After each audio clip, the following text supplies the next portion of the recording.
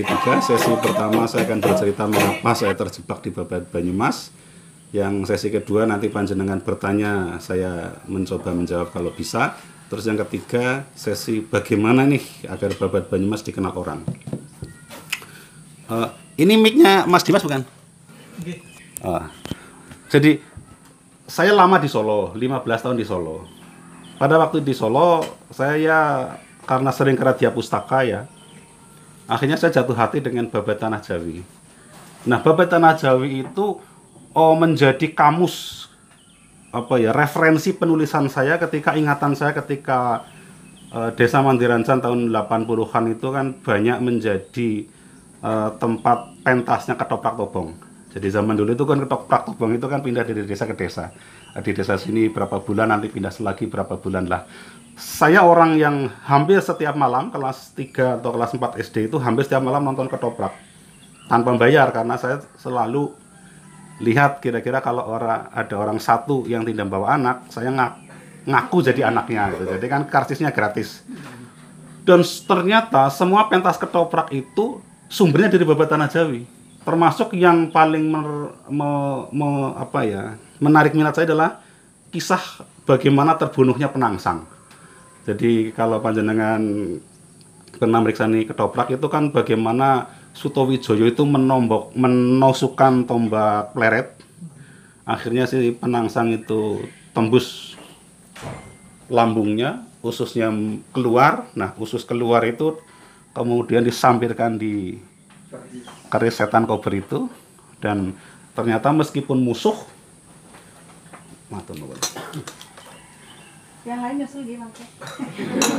meskipun musuh, ternyata Sutowijoyo itu terkenang dengan bagaimana kegagahan Aryo Penangsang. Ya, akhirnya pengantin Jawa itu kan selalu ada roncen melati yang disampirkan di keris. Itu adalah simbol bagaimana brodolnya si ususnya Penangsang dironcekan di setan kober. Dan ketika setan kober ditarik kan ditantang oleh Sutowijoyo, akhirnya tali putus. Cuma secara medis apa iya usus yang putus itu bisa menyebabkan kematian gitu ya?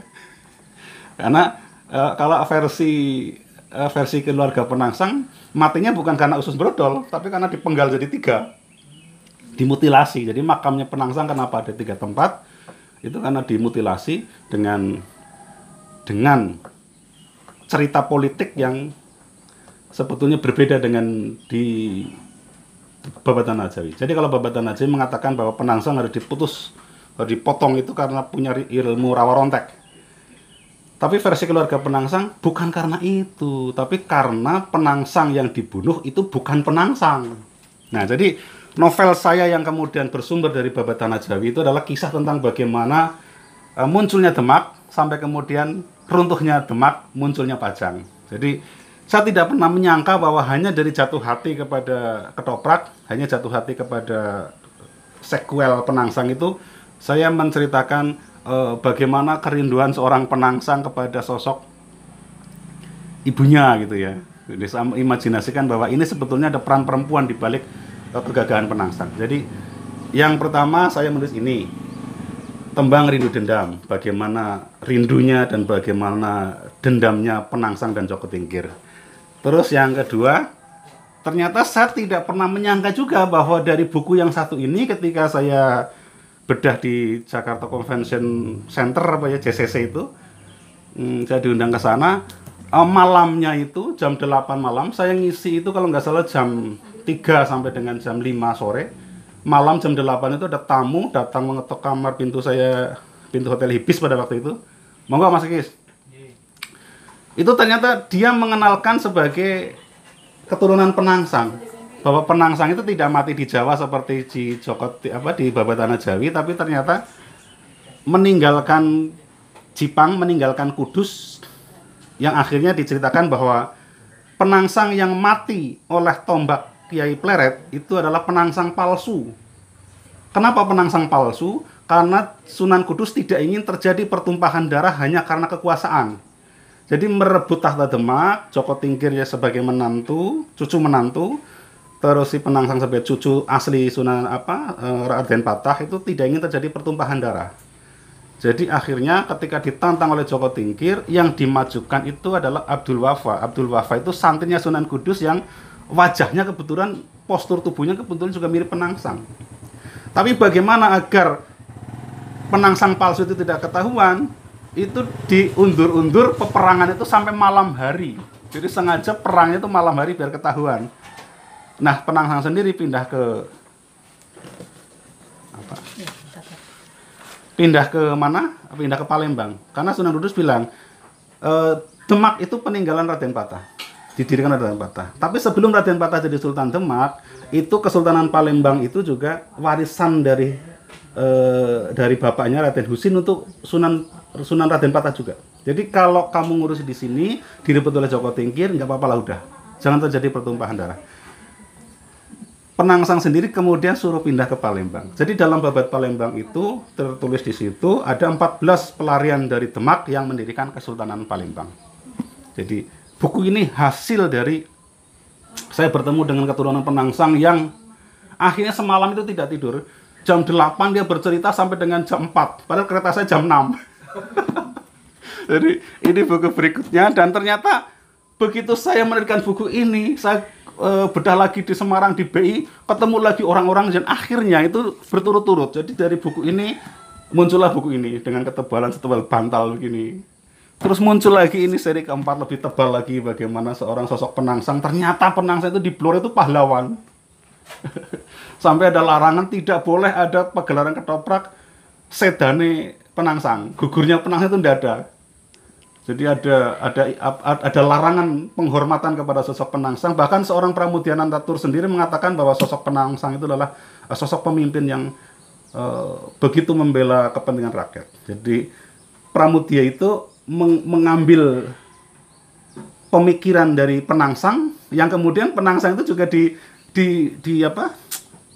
dikagumi oleh Tirto Adisuryo.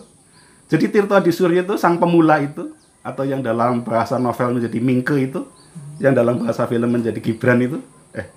Gibran benar ya? Tetap Mingke. Enggak, maksudnya pemainnya itu siapa namanya? Iqbal. Nah, saya itu gagal menemukan sosok Mingke di dalam sosok Iqbal karena iya. Jadi saya hanya melihat ini Dilan ini. Ini Dilan yang lagi gombal dengan anak nulis ini. Jadi saya tidak menemukan karena saya membaca Bumi Manusia itu begitu khusyuk. Jadi saya masuk betul kepada bagaimana seorang Pramudia yang hanya lulusan SMP bisa pengetahuannya sebegitu mendalam pada masa pergerakan. Nah, akhirnya saya tutup dengan ini ketika saya bertanya tentang ini Babat Tanah Jawi nggak menceritakan ini makamnya Joko Tingkir. Jadi jarak antara buku ini dengan ini itu jaraknya ada sekitar 4 tahun. Jadi saya tuh 18 tahun itu hanya untuk ngopeni penangsang karena saya jatuh hati kepada Babat Tanah Jawi. Nah, penangsang Joko Tingkir itu misteriusnya kenapa saya tutup itu karena ini Joko Tingkir disebut Joko Tingkir. Tapi kenapa makamnya nggak ada di Tingkir? Joko Tingkir itu dinamakan Mas Karebet, lahir di Pengging. Kenapa nggak ada makamnya di Pengging? Joko Tingkir itu menjadi Sultan Demak. Kenapa di Demak nggak ada makamnya? Terus Joko Tingkir itu memindah Kesultanan Demak ke Pajang. Kenapa di Pajang nggak ada makamnya? Di mana makam Joko Tingkir? Joko Tingkir begitu terkenal sampai dibikin sinetron. Tapi makamnya itu jarang ada yang tahu. Karena ternyata makamnya jauh ada di Sragen. Mana itu di Sragen? Di Butuh.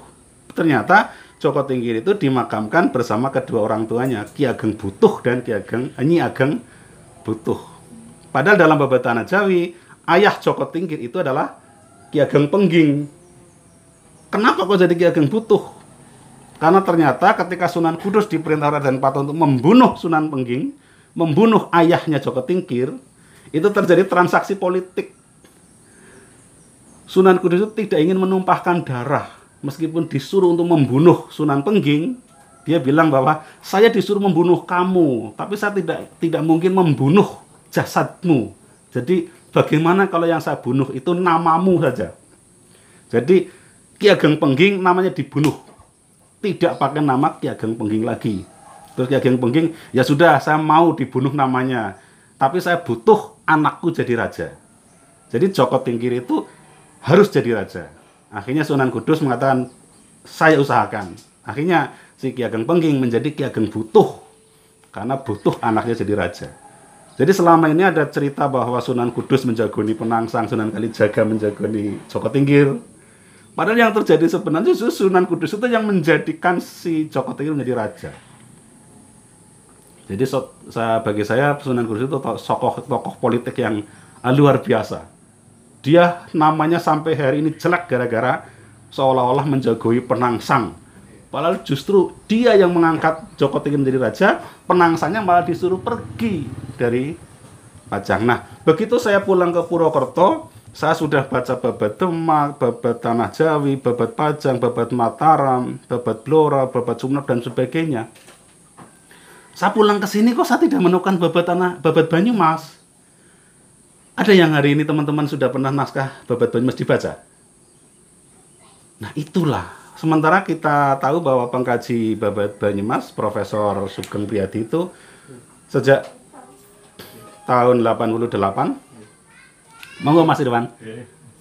Sejak tahun 88 sampai ke tahun 2010 ketika menyusun disertasi, itu beliau sudah mengumpulkan 101 naskah. Jadi betapa kayanya naskah babat Banyumas, Profesor Sugeng sudah menemukan 101 naskah. Tapi saya sebagai orang yang tertarik untuk mengkaji babat Banyumas, untuk mempelajari, cari satu naskah aja nggak ada. Saya datang ke Arpusda, Arsip Perpustakaan Daerah, saya tidak ketemu di sana naskah babat Banyumas. Saya minta tolong anak-anak buah saya kan punya sekolah menulis yang mahasiswa-mahasiswa itu. Nah, semua mahasiswa di kampus itu saya suruh cari di kampus kalian, ada enggak babat Banyumas? Enggak ketemu. Akhirnya saya berpikir, ini pada di mana ini 101 naskah ini? Setelah itu saya mencari, pokoknya bagaimanapun naskah babat Banyumas saya harus baca, aslinya gitu ya. Nah, singkat cerita, selama 4 tahun itu saya mencari, 4 tahun mencari, saya menemukan 23 naskah. Nah, setelah 4 tahun mencari, saya bertanya sendiri, ini mau diapain ini naskah yang 4 tahun saya cari? Kalau babat Tanah Jawi kan jelas saya jadikan novel. Apakah babat Banyumas mau saya jadikan novel? Pokoknya tantangannya kok. Saya kan orang yang kalau tantangannya sama itu kan mundur ya. Jadi selama 15 tahun di Solo saya mungkin ada 10 kantor yang saya masuki.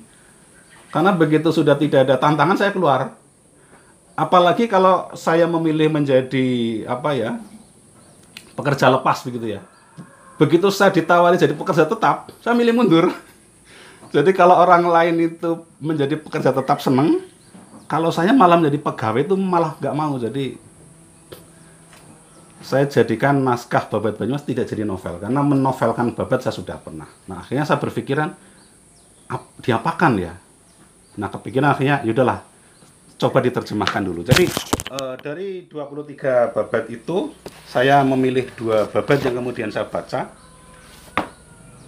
Babat yang pertama, Serat Babat Banyumas Mertadirejan ini tulisannya ini, naskah aslinya ini. Konon ini tahun 90-an disimpan di dalam Kepangeranan Banyumas, karena dalam Kepangeranan kan rumah pensiun yang dibangun oleh Mertadireja III.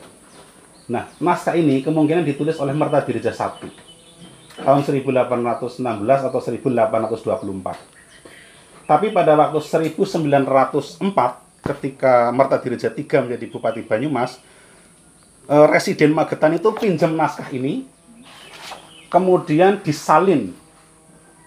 Nah, disalin oleh Nata Hamijaya. Nata Hamijaya itu carik jaksa, jadi juru tulisnya, sekretarisnya. Jadi naskah yang asli Banyumas kemudian ditulis oleh orang Magetan, oleh Raden Nata Hamijaya atas perintah Residen Magetan. Ini menjadi ini. Sama saja masih Hono Coroko, bentuknya masih tembang Jawa. Jadi saya membayangkan ini siapa ini yang mau baca atau bisa baca. Akhirnya singkat cerita, saya mendapatkan sebuah buku yang itu terbitan tahun, kalau nggak salah tahun 88, itu dari Pemda Banyumas. Itu adalah pelatinan naskah ini. Nah, dari tulisan Latin itu saya coba bacakan di sini. Jadi sudah ada contekan Latinnya, ada Latinnya. Nah, saya gagap-gagap itu membaca huruf Jawanya. Saya baca, dan akhirnya setelah itu jadilah naskah selama 6 bulan. Jadi untuk menerjemahkan 617 bait. Jadi buku Babat Tanah Babat Banyumas Mertadirjan itu isinya 617 bait lagu dengan 23 metrum dan danggula dan sebagainya. Nah, setelah jadi saya tawarkan ke teman-teman, terutama teman dewan yang saya anggap punya uang. Mas, Mbok, saya dibantu ini diterbitkan. Akhirnya, wah, kalau menerbitkan sendiri nggak ada dana, tapi saya akan ajukan menjadi RAPBD budgeting apalah intinya, itu menjadi salah satu anggaran dewan untuk menerbitkan Babat Banyumas. Itu tahun 2020. Dijanjikan 2021 itu bisa cair, bisa untuk mencetak dan bisa dibagikan ke seluruh sekolah. Tapi ternyata corona datang.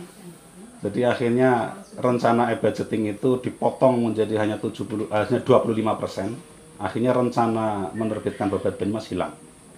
Nah, padahal saya punya angan-angan 450 tahun Banyumas, naskah ini harus terbit jadi buku sebagai bukti cinta saya kepada tanah kelahiran. Saya launching di hari jadi Banyumas 450 itu.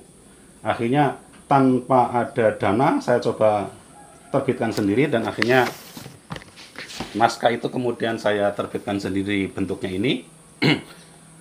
Ini yang Wiryat Majan, kalau yang ini yang Mertadirjan. Ilustrasinya saya menggambar ini sosok Joko Tingkir yang memberikan surat kekancingan kepada Joko Kaiman. Nah, akhirnya alhamdulillah meskipun tidak sesuai rencana, proposal saya yang saya kirimkan ke yayasannya Hasim, Yayasan Apsari itu, sebetulnya saya minta anggaran kalau bisa dicetak 2000 biar buku ini bisa masuk ke seluruh perpustakaan sekolah, kampus, TBM dan sebagainya. Tapi alasannya sama, karena corona jadi anggaran untuk penerbitan buku tidak ada. Akhirnya buku ini dibeli 50 buah. Nah, pada launching Babat Banyumas pada hari jadi Banyumas, 50 buku ini saya bagikan gratis kepada 50 sekolahan di wilayah Banyumas. Jadi walaupun tidak semua dapat, tapi paling tidak buku ini sudah masuk ke sekolah-sekolah untuk bacaan gurunya. Karena buku ini tidak mungkin dibaca oleh anak kecil. Jadi memang ini segmen yang saya bidik adalah segmen usia 30 tahun ke atas. Yang pertama karena ini saya jual 300, bagi yang tidak suka buku mahal sekali. Padahal ini biaya produksinya kan 100.000. Jadi biaya 100.000 itu untuk biaya produksi. Kenapa saya jual 300? Karena yang 100 untuk ngasih istri saya. Kan saya nggak kerja. Kerjanya ini. Jadi setahun penuh itu saya nggak kerja. Tepuk tangan istri saya.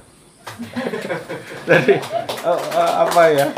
mungkin baru ini orang gila yang memilih hidup ngopeni Babat Banyumas setahun penuh tahun 2020 saya nggak kerja, nggak cari uang. Jadi saya makan ya adanya aja.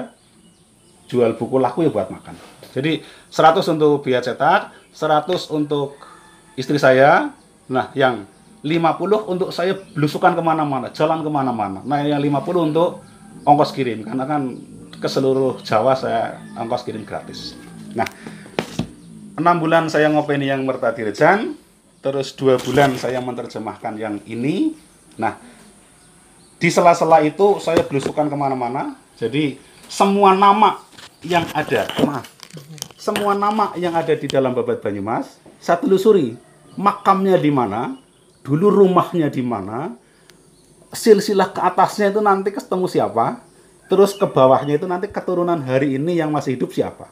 Saya temui begitu. Jadi uang 50 dari penjualan buku itu saya gunakan itu. Karena kan tidak mungkin kita bertamu mencari informasi tanpa mengasih amplop. Nama saya kumpulkan, semua tempat juga saya datangi. Jadi di sela-sela saya nulis, saya tuh pagi belusukan dari katakanlah jam 6 sampai duhur, saya belusukan kemana saya cari.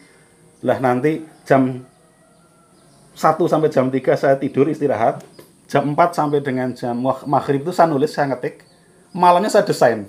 Jadi 5 buku ini 5 buku hasil penelusuran saya terhadap Babat Banyumas itu kenapa bisa terbit sangat cepat, hanya dalam 1 bulan bisa terbit 5 buku, karena begitu modelnya.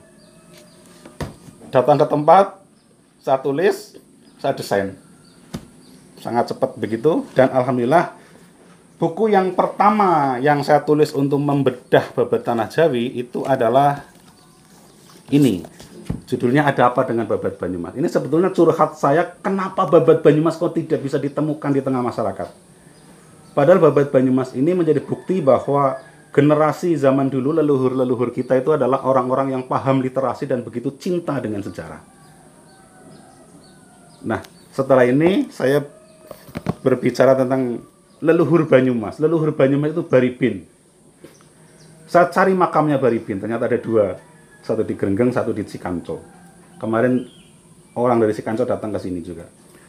Sama membedah Wirasaba. Jadi saya melihat siapa sosok leluhur Banyumas dan asal mula Banyumas dari mana. Jadi buku ini menceritakan tentang sosok leluhur Banyumas dan dari mana Banyumas itu berasal, yaitu dari Wirasaba. Kadipaten Wirasaba yang didirikan zaman Majapahit, runtuh di zaman Pajang. Nah, setelah itu buku yang ketiga, ini pindahnya Banyumas. Jadi sebetulnya Joko Kaiman atau Wargotomo II itu kan sebetulnya adalah Adipati Wirasaba. Hanya karena memindah dari Wirasaba ke Banyumas, jadi kemudian dianggap pendiri Kabupaten Banyumas. Jadi ini menceritakan tentang itu.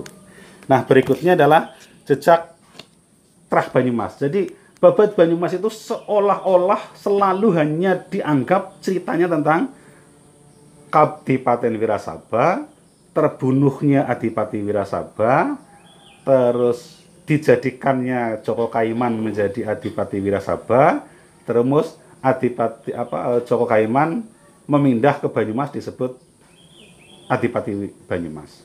Tapi setelah itu tidak ada kisah lagi. Maksudnya tidak ada orang yang mengkaji lagi. Kenapa begitu? Karena ketoprak itu ya hanya menceritakan itu.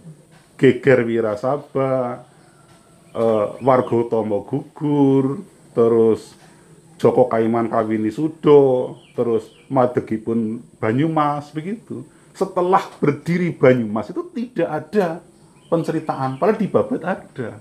Akhirnya saya mencari, melacak anak cucu keturunan Joko Kaiman. Yang Ngabai Jana, yang Ngabai Kaligedhuk, yang Ngabai Bawang, Yayunda Denggara 1 sampai 5. Jadi Babat Banyumas Mertadirejan itu ditutup dengan dicopotnya Yudanegara 5. Dicopot gara-gara dianggap hendak mendirikan Kesultanan Banyumas. Jadi Yudanegara 5 itu dituduh mau mendirikan Kesultanan Banyumas karena pada waktu Raffles datang ke Banyumas, setelah datang itu bilang bahwa wilayah Banyumas itu lebih luas daripada Solo. Jadi mestinya Banyumas mampu menjadi kerajaan sendiri, menjadi kesultanan sendiri. Raffles bilang, ya udah nanti saya bicarakan dengan Pakubono. Ternyata dilaporkan ke Pakubono, malah Yudanegara itu kemudian dipanggil ke Solo dan tidak boleh pulang ke sini. Jadi sama saja dipecat. Karena setelah Yudanegara dipanggil ke Solo dan ditahan di sana, di sini itu diangkat Cakrawedana dan Mertadireja.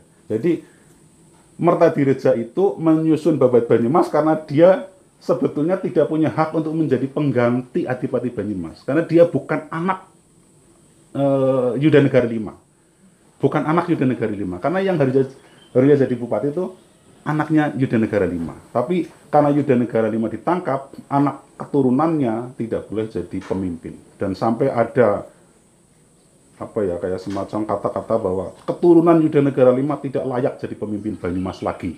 Sampai sebegitunya. Jadi sejak itu tidak pernah lagi keturunan Yudanegara itu menjadi pemimpin yang muncul.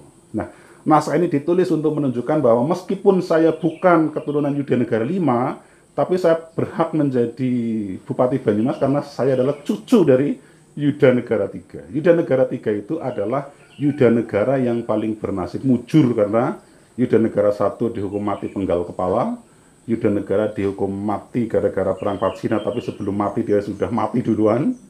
Yudanegara 3 menjadi Patih Jogja Jatirejo 1, Yuda Negara 4 dipecat, Yuda Negara 5 juga dipecat.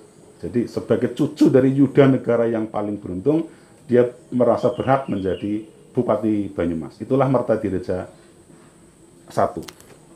Nah, tapi karena itu, karena Yuda Negara 5 dipecat, terus yang menggantikan adalah sosok lain, keluarga lain, dan itu Banyumas saja itu dipecah jadi 2. Jadi biar Banyumas tidak memberontak lagi, Banyumas itu menjadi 2 kepemimpinan. Kepemimpinan yang dari keraton itu Cakrawedana. Cakrawedana itu adalah anaknya Patih Keraton Solo, Cakranegara, yang disuruh menjadi bupati di sini.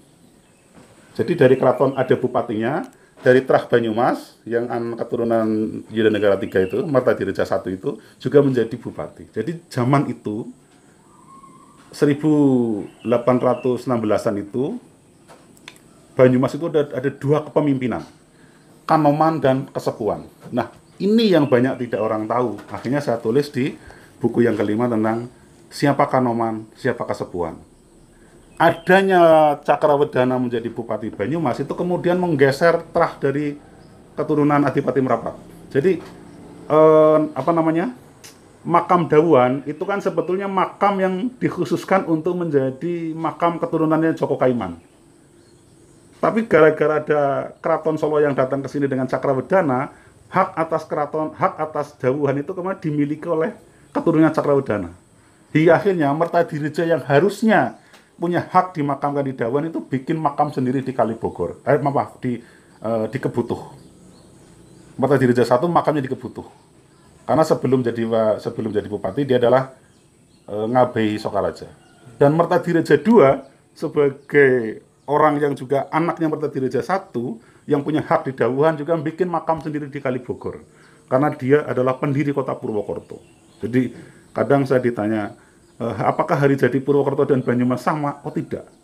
Hari jadi Purwokerto adalah hari jadi ketika Mertadireja 2 menjadi Bupati Purwokerto.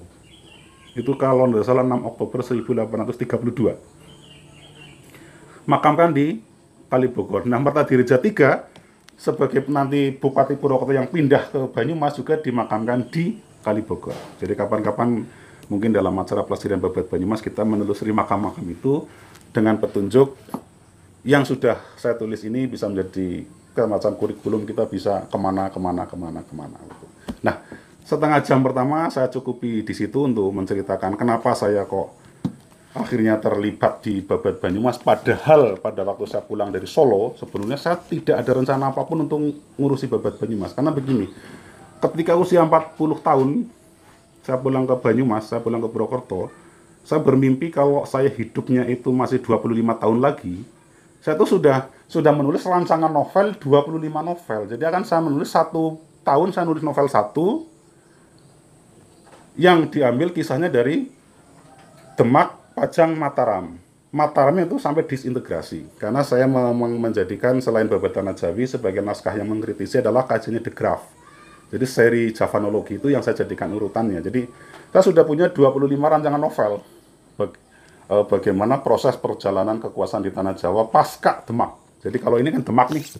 Ini Demak. Nah, Pajang, Mataram itu saya uraikan jadi 25 novel. Nah, gara-gara saya ngurusi babat Banyumas 5 tahun ini, akhirnya malah yang 25 naskah draft novel saya tertunda. Saya sibuk di sini dan saya menerbitkan yang sudah terbit itu 10 buku. Nah, sementara yang belum terbit untuk serial babat Banyumas adalah masih ada 20 buku lagi.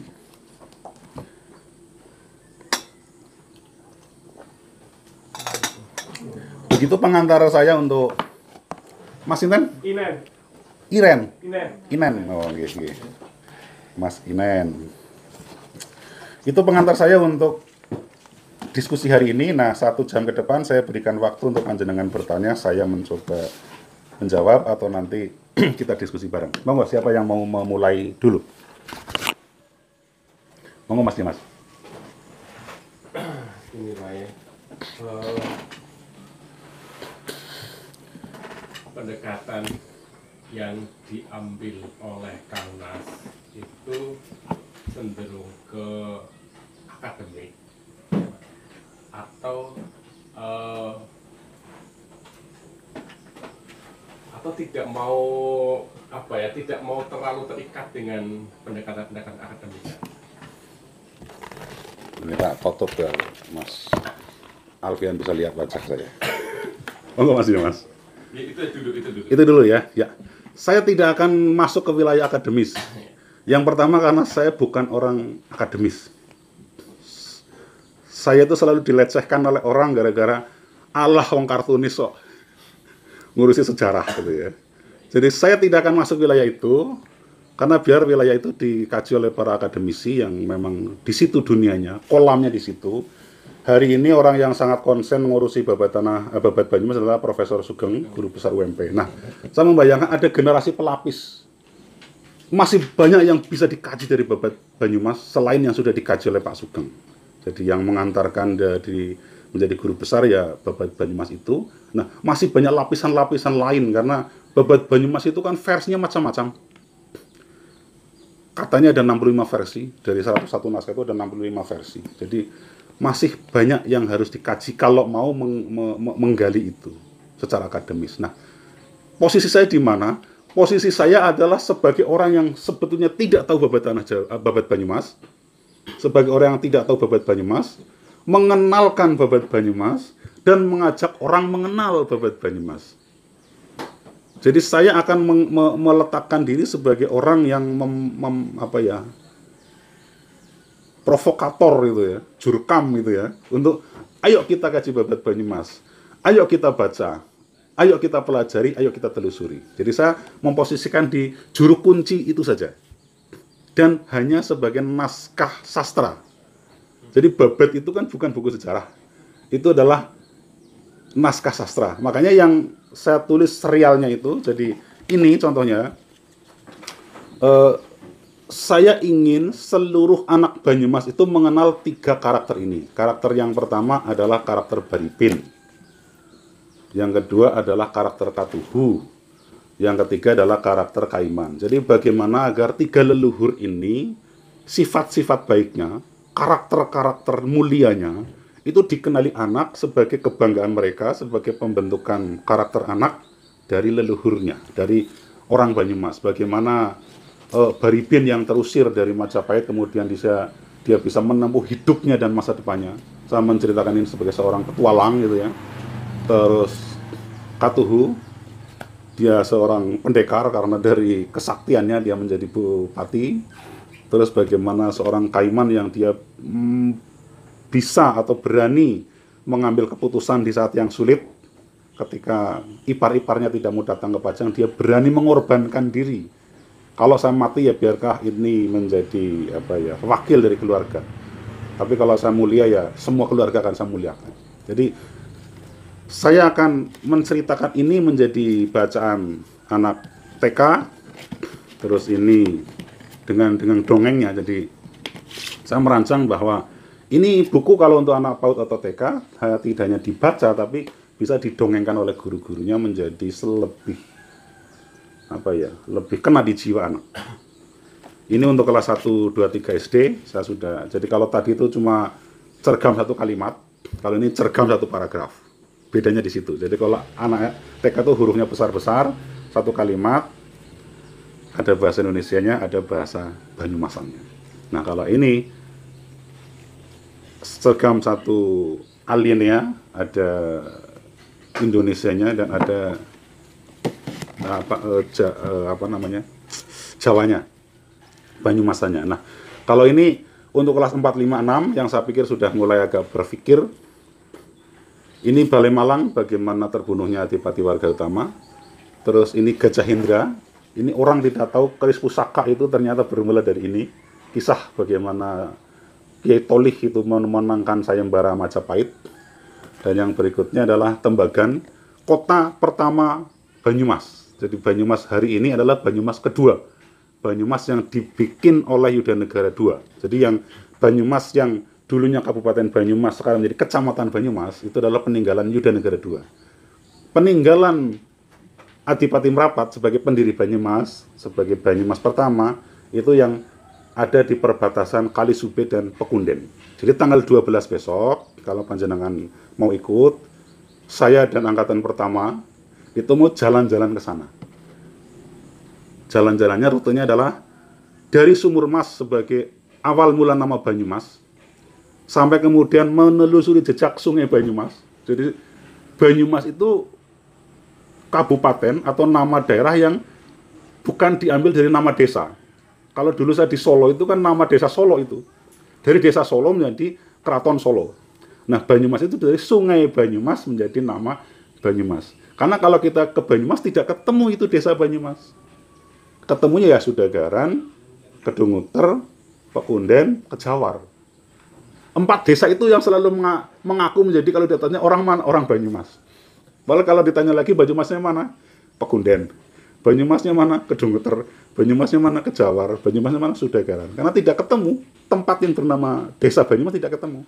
Adanya sungai. Nah, sungainya sekarang sudah tertutup tanah gara-gara lumpur lumpur Danau Tembelang yang ada di selatan Kadipaten itu dialirkan ke Sungai Serayu.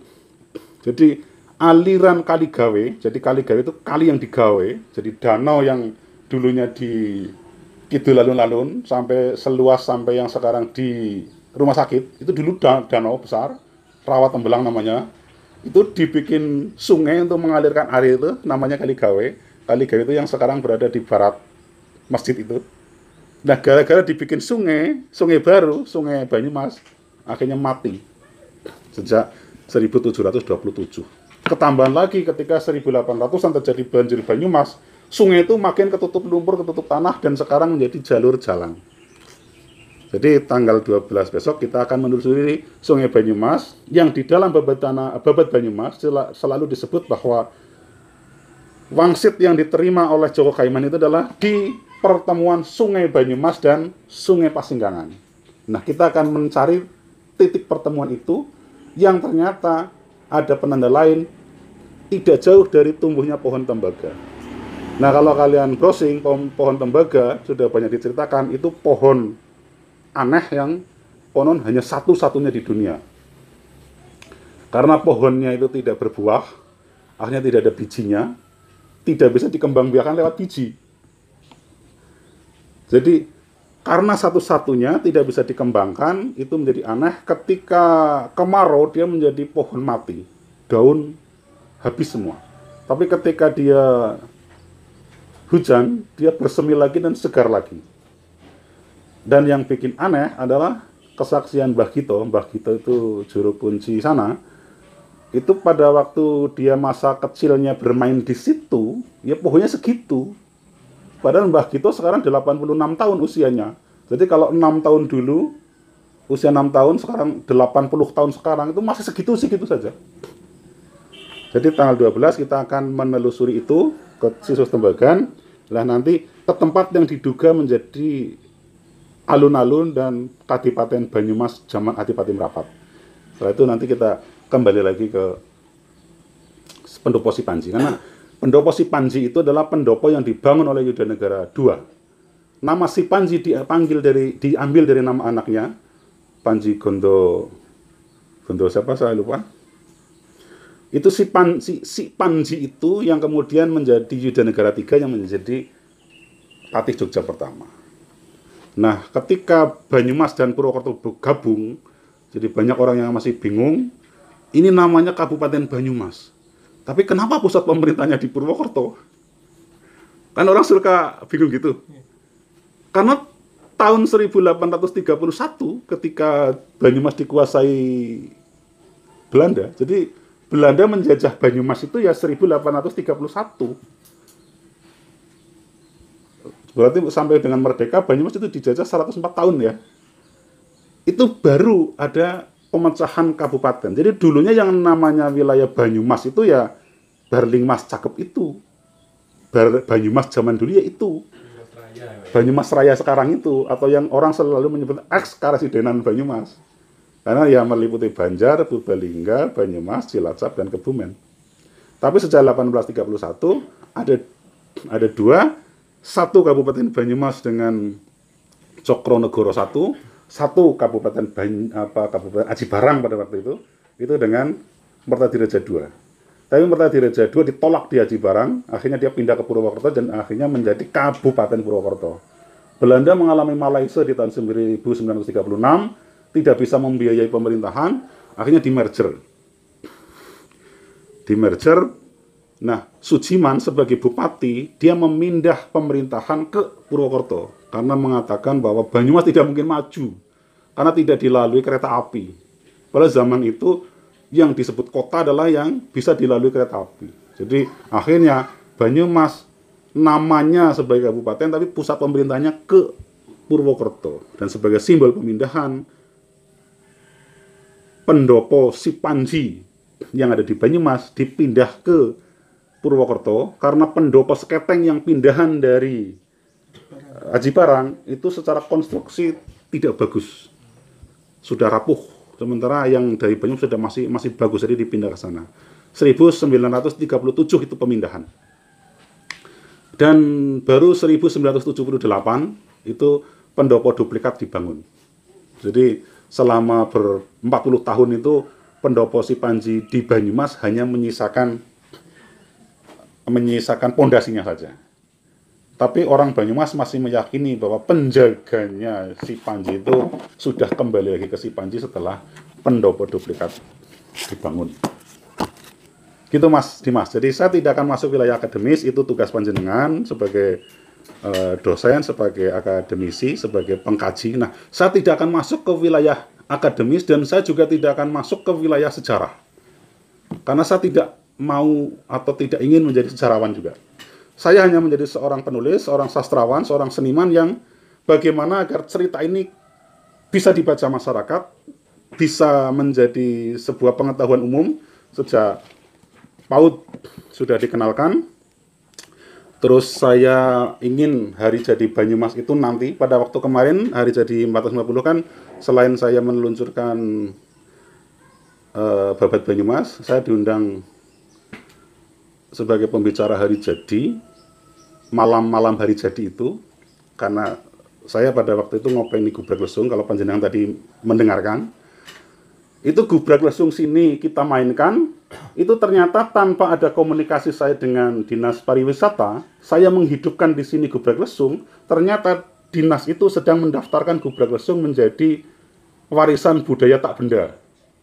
Jadi begitu panjenengan periksa itu ketika Mendikbud memberikan sertifikat warisan budaya tak benda kepada Gubrak Lesung Banyumas, saya dianggap yang masih menghidupkan itu. Padahal saya nggak kepikiran saya akan berpikir bahwa itu akan diakui oleh pemerintah. Saya hanya ingin ini ada sesuatu yang sudah hilang dan ingin saya bangkitkan lagi. Jadi saya diundang. Nah, saya sepanjang acara ini kenapa mocopatannya malah mocopatan keraton? Maksudnya mocopatan Kidung Jangkep itu. Akhirnya saya bilang ke Pak Mispan sama Pak Destianto, Kabid Pariwisata itu, saya bilang, Pak, mbok ini dalam rangka hari jadi Banyumas, yang dibaca itu yang mocopatan itu yang mocopatan Babat Banyumas. Masa mocopatan keraton kan nggak pas gitu ya. Nah, akhirnya saya lagi ingin menerbitkan buku yang kalau ini kan mocopat dan Indonesianya. Nah, saya ingin hanya mocopatannya saja, semoga Dinas Pariwisata mau memfasilitasi, itu dibagikan ke seluruh kelompok mocopatan yang masih hidup di Banyumas. Karena kemarin itu ada 5 kelompok yang diundang oleh Dinas Pariwisata untuk hiburan hari jadi. Ada 5 kelompok mocopatan. Tapi ya itu, nggak satu pun yang membaca Babat Banyumas. Kan aneh gitu loh. Memperingati hari jadi Banyumas, padahal Babat Banyumasnya ditulis dalam mocopat, yang dibaca bukan Babat Banyumas. Jadi mungkin mereka belum pernah tahu mocopat Babat Banyumas. Gitu. Jadi sekali lagi ke Mas Dimas, posisi saya di situ, tidak akan masuk. Nah, silahkan bagi akademisi yang tertarik, saya dukung 1.000.000%. Tepuk tangan Mas Dimas. Yang lain, monggo. Pak Irwanto. Oke, monggo yang lain. Ini masih banyak waktu karena acara ini memang acara panjenengan. Mas Nobon, Oh, Mbak Opi, monggo. Monggo Mbak Opi. Baik Pak Ali. Oh, biasa di luar. Biasa makan-makan. Ya Pak, saya karena tadi sudah ada pembatasan Iya. dengan ingin di jalur mana. Iya. Saya ingin menanyakan kenapa Bapak itu lebih fokusnya, ini kan sudah Marta Dirijan dan juga Wiratmadjan. Wiratmadja. Kenapa fokusnya di situ? Sedangkan kita ngomong bupati itu kan banyak sekali yang punya ceritanya masing-masing. Kenapa panjenengan Bapak itu fokusnya di situ? Itu aja. Oke, jadi ini Babat kan sebenarnya tidak spesifik bercerita tentang bupati. Jadi kalau bupati kita urut nih, kita urut dari bupati pertama kan Joko Kaiman. Kalau Joko Kaiman anaknya itu Ngabei Janah. Ngabei Janah nanti ada Ngabei Kaligedhuk, Ngabei Kaligedhuk nanti ada Ngabei Bawang.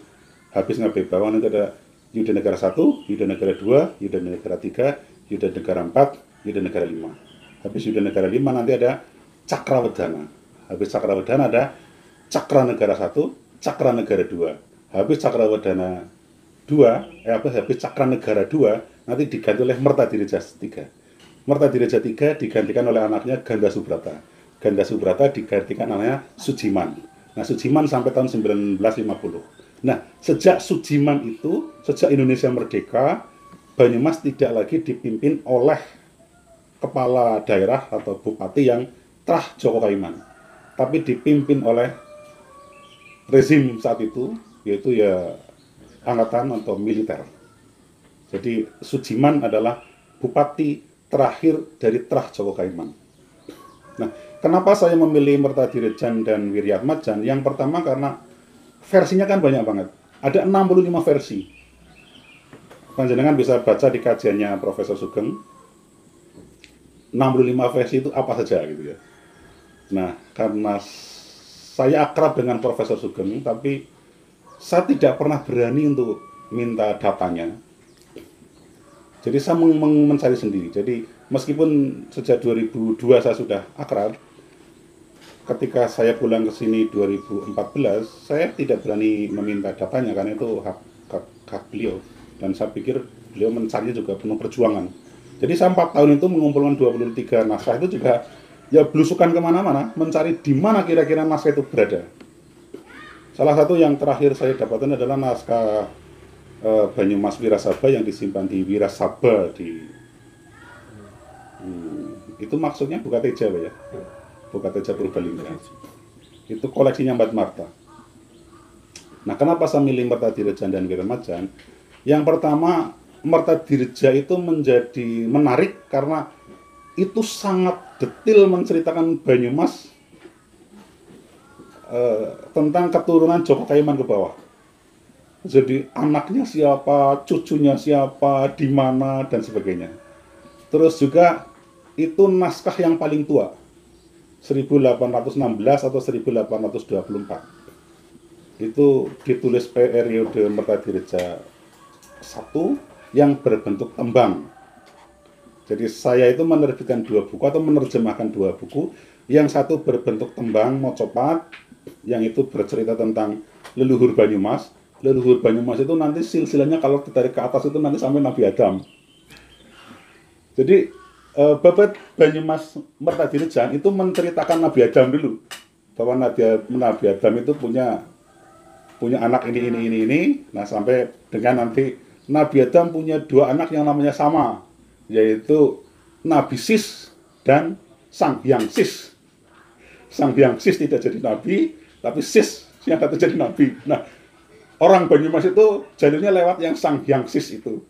Begitu terus sampai kemudian ada lewat Jenggala, lewat Kediri, lewat Majapahit, sampai kemudian dari Majapahit itu Raden Baribin yang diusir dari Majapahit menikah dengan Ratna Pamekas dari Pajajaran, melahirkan Katuhu. Nah, selain melahirkan Katuhu, melahirkan Banyak Sosro. Nah, Banyak Sosro menikah dengan putri Pasir Luhur, melahirkan Joko Kaiman. Nah, Joko Kaiman kemudian menjadi penggantinya Katuhu di Wirasaba. Nah, ketika menurunkan itu menjadi menantu, Kaiman kan hanya menantu, itu memindah dari Wirasaba ke Banyumas. Jadi Mertadirejan itu lebih detail menceritakan itu. Karena Babat itu kan ceritanya kan ya kisah sejarah dan kisah dongeng, legenda, mitos dan sebagainya. Lengkap sebagai Babat. Karena lengkap dengan mitos-mitosnya. Nah, kenapa saya menerjemahkan yang Wiryatmaja? Karena Wiryatmaja itu kayak semacam melengkapi yang sudah di sini. Jadi naskah ini oleh Wiryatmaja itu diambil sepintas saja, rangkuman-rangkumannya saja, kemudian dilanjutkan sampai dengan periode yang tidak ditulis di Mertadirejan. Jadi Mertadirejan itu kan hanya sampai 1816, sampai dengan dipecatnya Yudanegara V. Titik. Dan karena pada waktu nulis ini, karena anak keturunan Yudanegara V masih hidup, padahal yang diangkat bukan mereka, akhirnya Mertadirejan itu tidak mencatat anak-anak Yudanegara V. Jadi saya baca ini orang aneh juga ini. Dari Adipati Merapat itu diceritakan anak keturunannya. Yudanegara IV keturunannya ada, tapi Yudanegara V yang pada waktu itu masih hidup orang-orangnya malah tidak ditulis. Sementara yang ke atas yang mungkin sudah meninggal lama itu detail ditulis. Mungkin karena nggak enak kalau menceritakan anak-anak Yudanegara V, karena ternyata yang diangkat Keraton Solo bukan mereka, tapi malah orang lain. Nah, naskah Wiryatmajan itu menceritakan lebih detail setelah itu. Bahkan sampai kemudian terakhir dilanjutkan oleh Purwo Suprojo itu sampai 1932. Jadi saya itu membaca Wiryatmajan itu kayak ngenes gitu loh. Karena ditutup, diakhiri dengan Banyumas itu dalam kondisi yang sangat miskin. Padahal ketika dijajah Belanda pertama tahun 31 itu sangat kaya itu Banyumas. Menyumbang APBN Belanda itu begitu besar kalau dalam kajiannya dosen UMP itu yang tanam paksa di Banyumas. Jadi Banyumas itu begitu dikuasai Belanda itu pintarnya Belanda itu. Belanda itu mendapatkan Banyumas itu kan karena Keraton Solo tidak mampu membayar ketika Diponegoro ditangkap. Diponegoro ditangkap, Belanda mengkalkulasi kerugian itu dikasih ke Jawa, ke Keraton Solo dan Jogja suruh membayar. Jadi perang Diponegoro yang perangnya Belanda dengan Diponegoro, ketika Diponegoro ditangkap, itu yang menanggung kerugian itu Solo dan Jogja. Karena Solo dan Jogja tidak punya uang untuk membayar, dikasih tanah.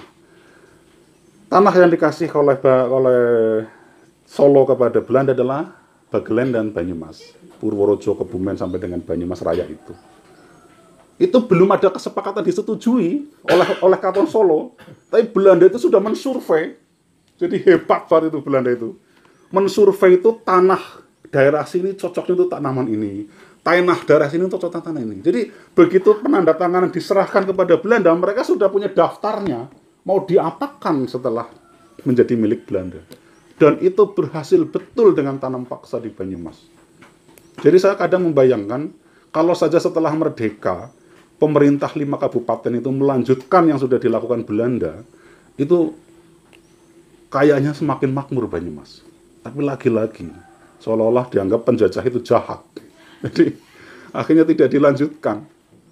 Padahal mereka sudah begitu detailnya mendata, sampai hutan itu didata dan mata air itu didata.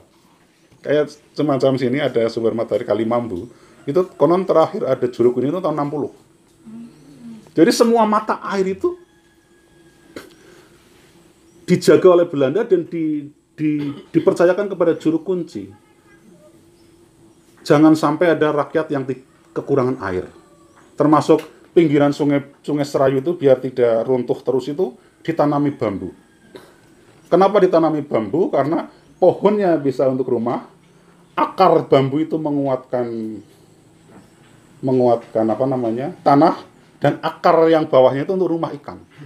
Dan ikan itu setiap tahun disebar oleh Belanda untuk kepentingan menjaga protein rakyat. Jadi rumahnya dijamin dengan ditanami pohon di hutan dan ditanami bambu di sungai dan pinggiran tebing. Untuk pakannya proteinnya mereka kasih lewat sungai, lewat benih-benih ikan, dan bajunya itu dengan ditanami pohon kapas di seluruh jalan. Jadi kalau panjenengan ingat mungkin zaman dulu tuh hampir semua jalan di Banyumas itu ada pohon kapuk randu. Karena itu untuk baju. Dan itu hancur sejak zaman Jepang. Jadi kalau zaman Belanda itu rakyat itu mengumpulkan kapas, disetor ke kepala desa, disetor ke Belanda, pulang udah jadi kain. Nah, sejak zaman Jepang tidak pernah pulang jadi kain. Akhirnya zaman Jepang itu rakyat kekurangan sandang, digantilah menjadi konon dengan karung gandum itu. Nah, setelah zaman merdeka, pelebaran jalan, ditebangi itu pohon-pohon kapas. Jadi tidak ada jatah, tidak ada lagi jatah baju dari pemerintah. Rakyat sudah mikir baju sendiri-sendiri. Dan hebatnya lagi, Belanda itu begitu memperhatikan pangan rakyat. Jadi seluruh saluran air yang orang desa itu menamakannya siar-siar itu dari sungai Seru dialirkan ke sawah-sawah oleh Belanda. Mereka memperhatikan betul bagaimana rakyat itu harus sejahtera meskipun dijajah. Nah, sekarang kita menderita meskipun merdeka. Jadi Belanda itu, nah, teman-teman bisa lihat sendiri bahwa hampir semua jalur air siar itu kan buatan Belanda. Buatan baru itu selalu tidak tahan waktu, gampang rusak karena tikusnya lebih besar daripada tikus sawah. Ngoten Bapak. Jadi saya memilih Mertadirejan karena itu naskah paling tua dan bentuknya tembang. Sementara naskah Wiryatmajan kenapa saya pilih? Karena periodenya panjang sampai dengan 32. Jadi saya bacakan daftar isinya.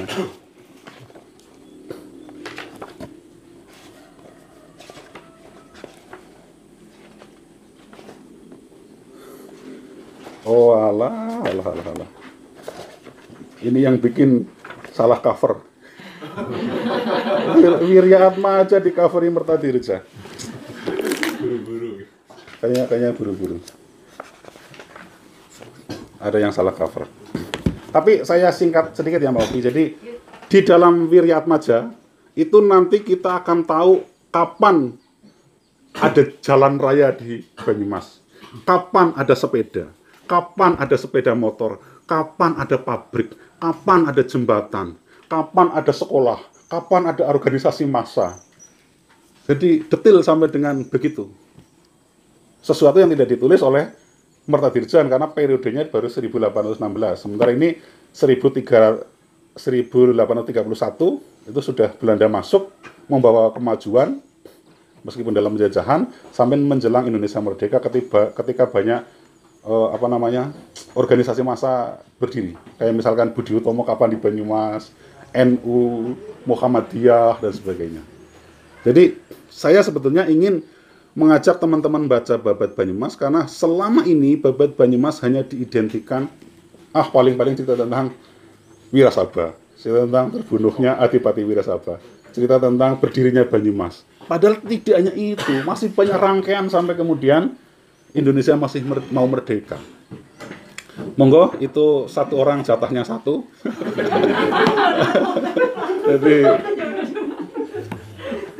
Jadi nuwun saya meskipun ini gratis kami menjamunya tetap dengan snack ya.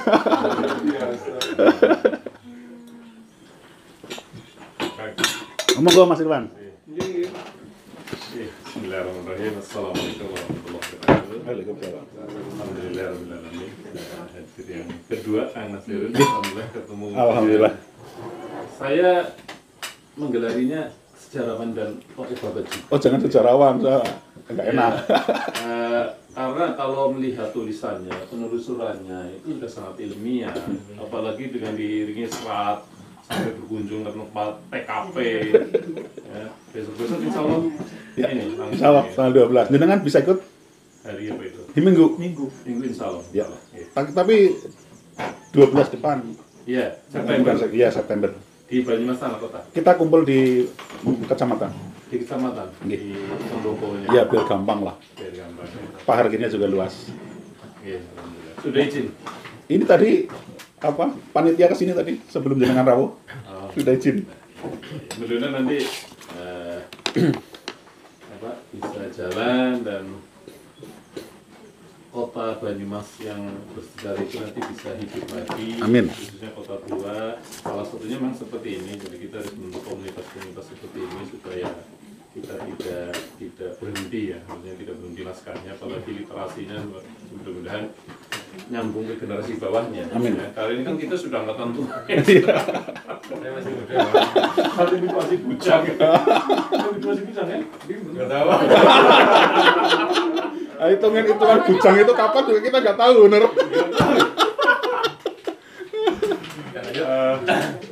Bujang status atau bujang ideologis ya? Ada dua, Ya. sebetulnya mungkin belum lahir atau udah mati.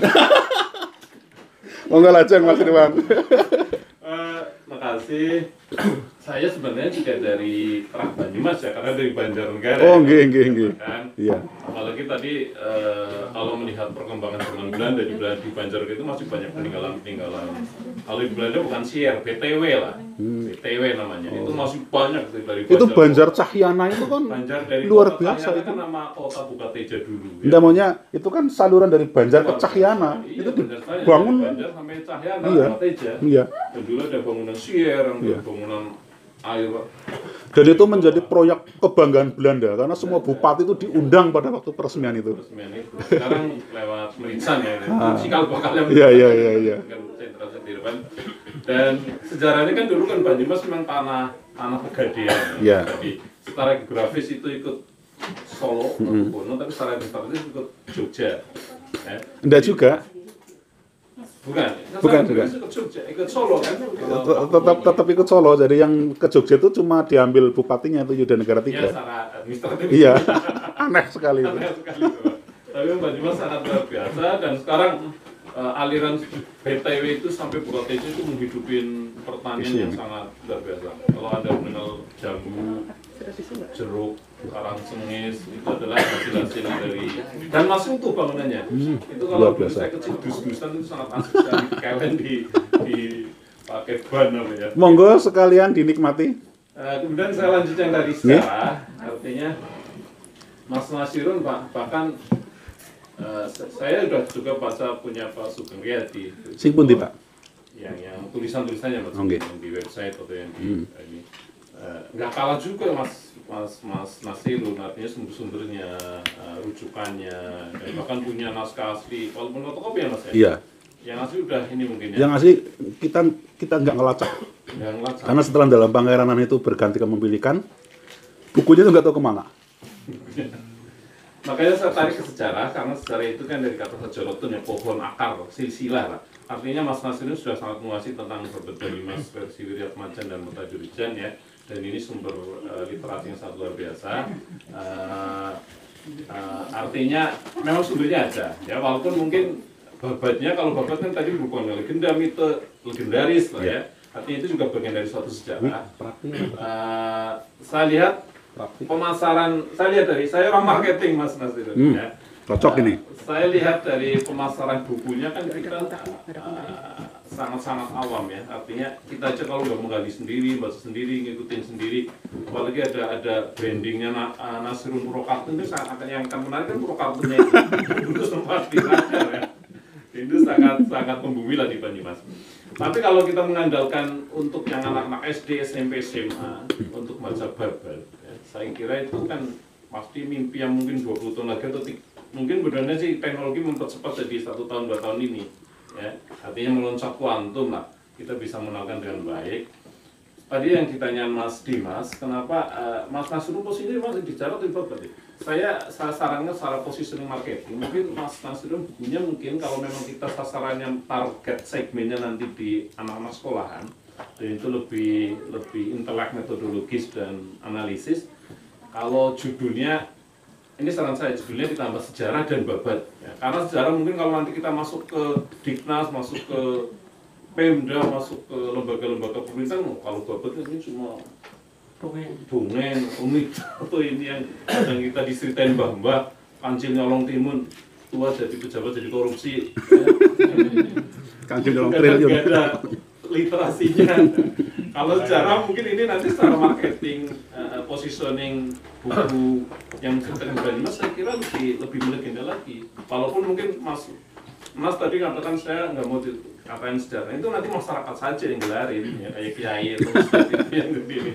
Jadi kalau memang nanti pasarannya ke anak SD dan guru-gurunya atau kepala sekolah dan syukur-syukur kepala dinasnya punya SK untuk disuruh membeli dan menjadi hiasan perpustakaan yang sangat ilmiah, saya kira mungkin perlu ditambah kata sejarah. Ini usul pribadi aja ya.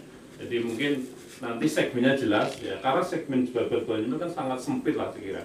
Walaupun nanti mungkin bisa diperlebar karena ini beririsan dengan Banjarnegara, Banjar Kota Makan, Merden, Kejawar dan Wirasabar. Ini orang Purbalingga, orang Banjar itu secara 4 kabupaten Barling Mas Satu itu hampir masuk semua ya Mas ya.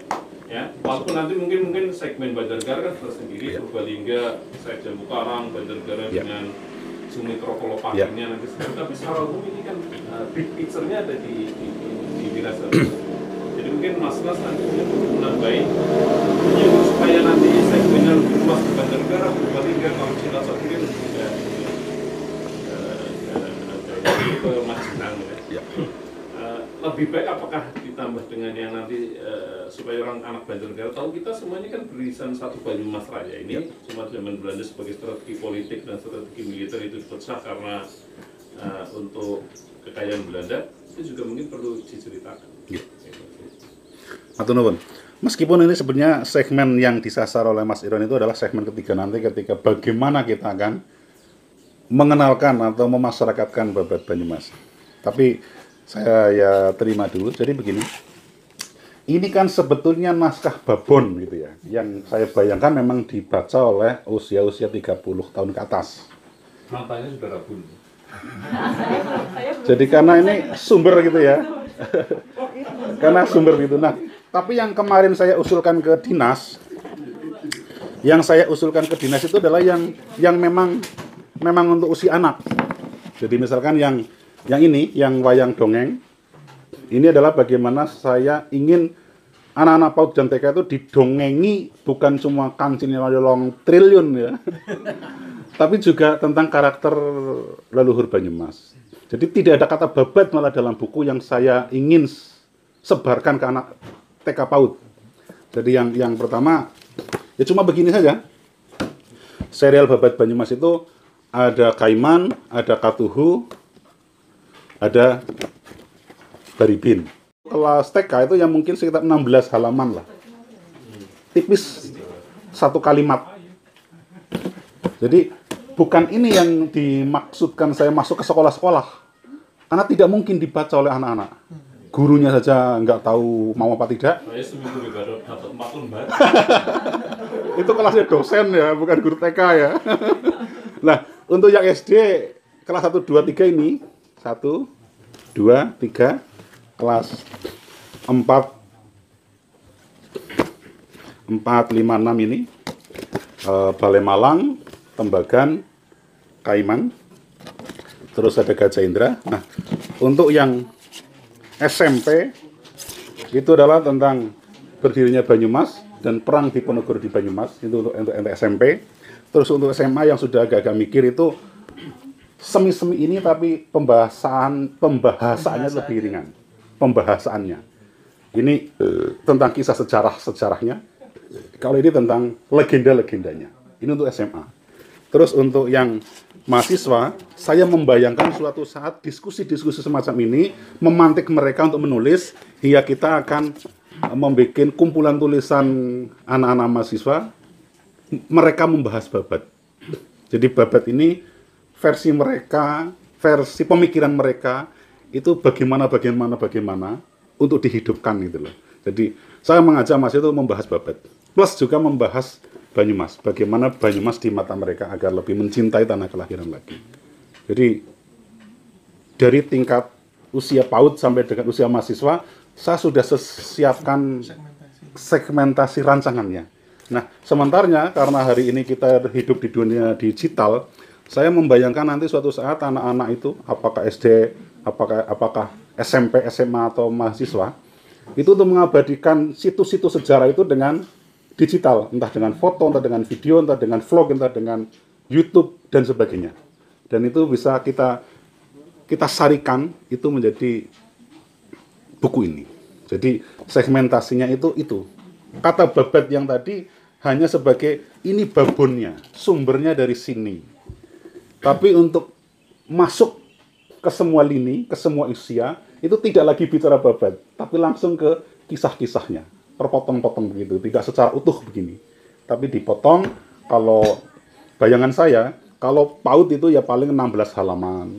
Terus kalau kelas 1, 2, 3 ya mungkin 32 atau 62 halaman. Terus 4, 5, 6 itu mungkin ya 80 halaman maksimal. Kalau SMP mungkin 100, SMA mungkin 150 gitu. Jadi tidak semua segmentasi itu sama gitu loh. Tapi sesuai dengan ya karakter-karakter mereka. Nah, ini yang kemarin saya bawa ke dinas dan dinas tidak bisa membantu Pak Irwanto karena tugasnya dinas bukan itu. Jadi dinas itu tidak bisa mencetak ini, bahkan untuk sekedar mengarahkan untuk kalau ini saya mampu mencetak, mengarahkan untuk dinas itu kepala sekolah memberi dengan dana bos juga nanti saya ditangkap KPK mas. Kalau mengarahkan untuk itu, jadi jenengan cetak sendiri, jenengan tawarkan sendiri. Saya kebayang, waduh, saya ya sudah menulis, sudah menerjemahkan, menerbitkan, mendanai, menawarkan. Makanya saya ngundang panjenengan untuk segmen ketiga, pripun caranya ya agar saya kok tidak mengerjakan semuanya. Saya khawatir ini malah berantakan kalau saya sebagai seniman malah harus menjadi marketing. Meskipun memang hari ini saya harus menceritakan, saya melakukan semuanya ini. Dari mulai nulis, ngedit, ngilustrasi, desain isi, desain cover. Jadi ini semua tangan saya. Alhamdulillah tangan saya itu dianugerah Allah itu ya bisa gambar, bisa nulis, bisa desain gitu ya. Karena belum mampu untuk melakukan belum mampu untuk membayar yang profesional. Mungkin jawabannya itu dulu, nanti kita bahas di segmen ketiga Mas Irwan. Bahwa Banyumas tidak hanya Kabupaten Banyumas saja. Monggo, selain yang sudah menyampaikan, bahwa ada lagi, masih banyak. Oh ya, Mas Alfian. Sebenarnya agak nyambung tadi kalau bicaranya kan babat Banyumas. Mungkin kalau orang Purbalingga ya, kayak Banyumas, yang Purbalingga saya jena. Kamu kelihatan Banyumas apa Purbalingga? Saya Pati ya. Oh Pati. Saya Pati. Tetap Pati. Cuma mencoba untuk mencintai Banyumas kan gitu. Mencintai Banyumas itu harus menikahi orang Banyumas. Insya Allah. Aduh, saya interupsi sebentar. Jadi hampir semua mahasiswa yang KKN itu kan pasti kesini. Terus saya bilang, kalian akan berbakti macam apa ke desa ini? Kalau cuma 3 bulan numpang numpang pindah kos gitu ya. Numpang pindah kos. Ya. Jadi kalau kamu akan memajukan desa ini, salah satunya ya segera lulus, segera cari kerja, nikah ke sini gitu loh. Itu baru KKN yang sesungguhnya. Lanjut Mas Tafian. Ini juga dalam rangka proses itu. Karena memang ya saya udah kuliah di UMP terus di Unsud juga berarti udah 6 tahun lah di Banyumas. Terus karena juga lagi belajar sosiologi, artinya keminatan terhadap pengamatan masyarakat Banyumas kan. Ya contoh tadi kayak mungkin kalau tulisannya babat Banyumasan, nah itu kan akan lebih generalisasinya lebih luas gitu, karena dulu itu Banyumas Raya itu kayak ya Cilacap, ya Purbalingga, ya Banjar gitu, itu yang pertama. Terus yang kedua, kayaknya jarang-jarang kota yang ada yang punya maskot misal Bawor gitu kan. Nah, tapi saya dengar dari beberapa orang dulunya itu bukan dulu maskot Banyumas atau misal yang simboliknya masyarakat Banyumas itu bukan Bawor tapi Werkudara, Bima gitu. Itulah kenapa terus ada Godo Rujak Polo itu. Ini bahasa Banyumasnya rujak pala apa rujak polo ya, Pak? Pala. Rujak pala ya kan kalau pakai bahasa pala, kalau pakai bahasa Banyumas itu relevan ditaruh di di bundaran itu kan, meskipun di bawah ada kudinya kan gitu. Itu sejak kapan mungkin sejak kapan sih kayaknya ada kayak pergeseran ya antara Werkudara dengan tiba-tiba jadi Bawor yang terus konotasinya itu peyoratif gitu ya kalau menurut saya kan, bahwa ya kalau saya pulang ke Pati, saya ke Semarang terus ngomong analogat Banyumasnya kayak diguyu gitu ya. Meskipun ngomong ya nyong biasa ngomong kayak gitu. Artinya ya nyong sinau dadi wong Banyumas kan, mencintai Banyumas gitu. Dan perempuan-perempuannya ya. Jadi banyak ya. Gitu artinya ya itu pergeseran simbol itu mungkin mau ada catatan-catatannya di situ. Terus yang jadi unik itu kan bahasa ya, karena meskipun atau mungkin bahasa ngapak ini atau bahasa Banyumas ini kan sebenarnya banyak kawi Jawa kuno ya Pak. Dan itu apakah itu pertama dibawa oleh Arya Baribin, akhirnya beliau dari Majapahit ke sini tuh ya bawanya bahasa Jawa kuno gitu kan, karena saya ngelihat ada beberapa kemiripan antara bahasa Banyumas dengan bahasa Osing Banyuwangi gitu kan, ada Riko gitu kan, Rika gitu dan beberapa kosakata gitu. Terus ini pas dia di bawah Solo Jogja itu apakah bahasa ini tidak terus sengaja tetap digunakan untuk menjadi simbol perlawanan terhadap Solo Jogja gitu. Lalu kemudian dia jadi tanah perdikan yang digadaikan ke Belanda. Terus kenapa ini tetap masih mampu lestari bahasa ini gitu? Kepanjangan nggak pertanyaan saya? Menarik gitu. Itu dulu mungkin matur nuwun. Iya, jadi saya orang yang mungkin tidak tepat untuk menjawab pertanyaan Mas Alfian gitu, tapi nanti bisa di-share ke umum. Jadi begini, bayangan saya penyebutan ikon Banyumas dengan Bima dengan Werkudara, kita juga tidak menemukan naskahnya itu. Cuma bayangan saya mengikonkan Banyumas dengan Werkudara itu dari legenda Sungai Serayu, bahwa Sungai Serayu itu konon dibikin dari tuk Bima Lukar di Dieng, itu menggunakan alat kelamin Bima untuk membuat alirannya itu loh. Jadi alat kelamin Bima itu disusulkan ke tanah seperti orang membajak itu, dari tuk Bima Lukar menjadi si Rahayu itu. Jadi karena melihat perempuan cantik, alat kelaminnya tegak, dan itu menjadi aliran Sungai Serayu. Mitos itu kemungkinan yang dijadikan Purwokerto kemudian ya menyebut dengan slogan zaman Orde Baru Satria. Jadi karena sejahtera, adil, tertib, rapi, indah, dan aman Satria, itu mungkin dihubungkan dengan simbol Sungai Serayu sebagai yang membuat itu Werkudara. Mungkin begitu. Terus geser ke Bawor itu bayangan saya itu hanya diambil dari awalnya mungkin dari sisi kudinya itu. Karena kudi itu adalah simbol Banyumas dan kudi itu dipakai oleh Bawor. Senjatanya Bawor. Dan kemudian sosok manusia Banyumas disimbolkan dengan karakter cablaka, dengan karakter terus terangnya itu, keterus terangannya itu. Jadi cablaka itu kan seperti bocah yang masih suka belaka. Anak kecil kan tidak suka berbohong. Nah, karakter itu mungkin yang ingin dibentuk bahwa orang-orang Banyumas adalah orang-orang yang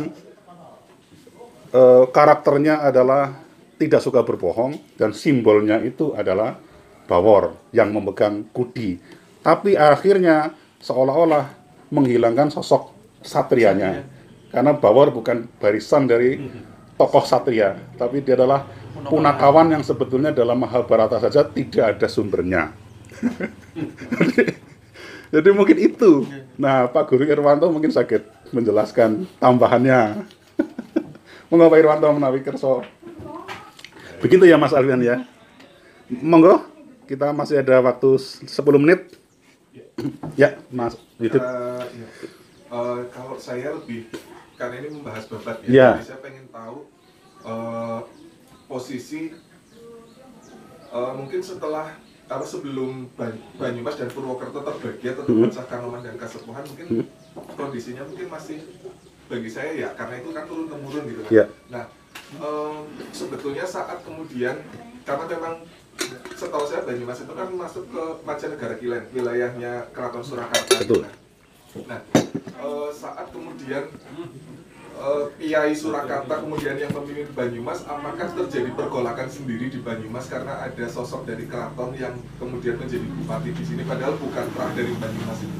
Sementara berarti kan ada Banyumas dan Purwokerto, apakah ada persaingan di situ atau semacam ya intrik-intrik tertentu? Ya. Ini Mas Yudit, sosok yang lahir tahun piro, Mas? Saya sudah tua, Pak. Sosok yang saya harapkan dari tadi. Jadi bahas babat itu ya yang begini dulu ini. Jadi begini. Sebelum era Kanoman dan Kasepuhan, Keraton Mataram nih, sebelum kita sebut Solo, Keraton Mataram pada waktu masih di Kartosuro, itu sebetulnya selalu mengganti sosok Banyumas. Jadi ketika Yudanegara I dijatuhi hukuman mati oleh Amangkurat di Keraton Kartosuro sebelum pindah ke Surakarta, itu sudah diganti oleh orang Mangkunegaran. Jadi kalau tidak salah ada tiga bupati dari keraton yang mengganti Banyumas gara-gara Bupati Banyumas memberontak. Yang pertama,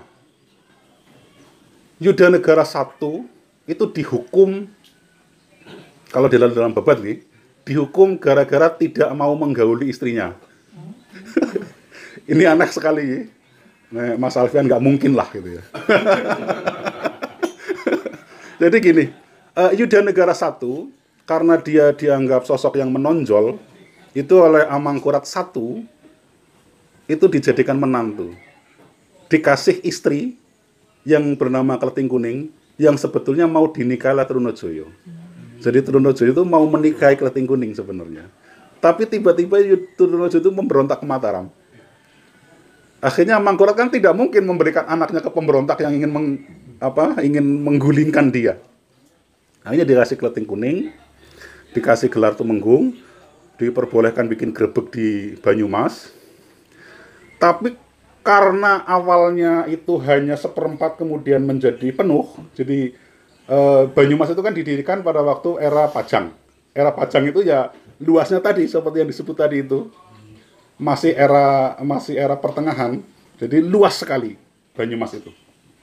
Kalau Majapahit itu kan wilayah Banyumas itu kan Kerawang sampai Temanggung itu era Majapahit. Nah, era Demak itu sudah Barlingmas cakep itu. Nah, ketika anaknya si Ngabejana, Ngabe Kaligedhuk itu diperempat. Jadi wilayah yang luas itu cuma dikasih 1/4. Yang awalnya adipati turun menjadi Ngabe. Nah, dari Ngabe itu, si Kaligedhuk itu, kenapa disebut Kaligedhuk? Itu karena dia bertapa di Kaligedhuk, pertemuan Perwaton dan Pesinggangan. Agar Banyumas kembali menjadi semula, tidak 1/4 wilayah lagi. Jadi yang berdoa itu ayahnya, yang mendapat kemuliaan itu anaknya. Jadi di masa anaknya, yang hanya 1/4 itu kembali lagi utuh. Dan menjadi gelar adipati lagi. Tapi karena itu, si Yudanegara I akhirnya lupa diri. Dalam beberapa tulisan begitu. Jadi istrinya sampai 60. Nah, karena istrinya 60, sampai lupa dengan istri yang pemberian raja. Jadi pada waktu Yudanegara I mengirim upeti Banyumas ke Kartosuro, waktu itu kerajaan Mataram masih di Kartosuro, itu istrinya itu lapor ke keponakannya yang menggantikan bapaknya.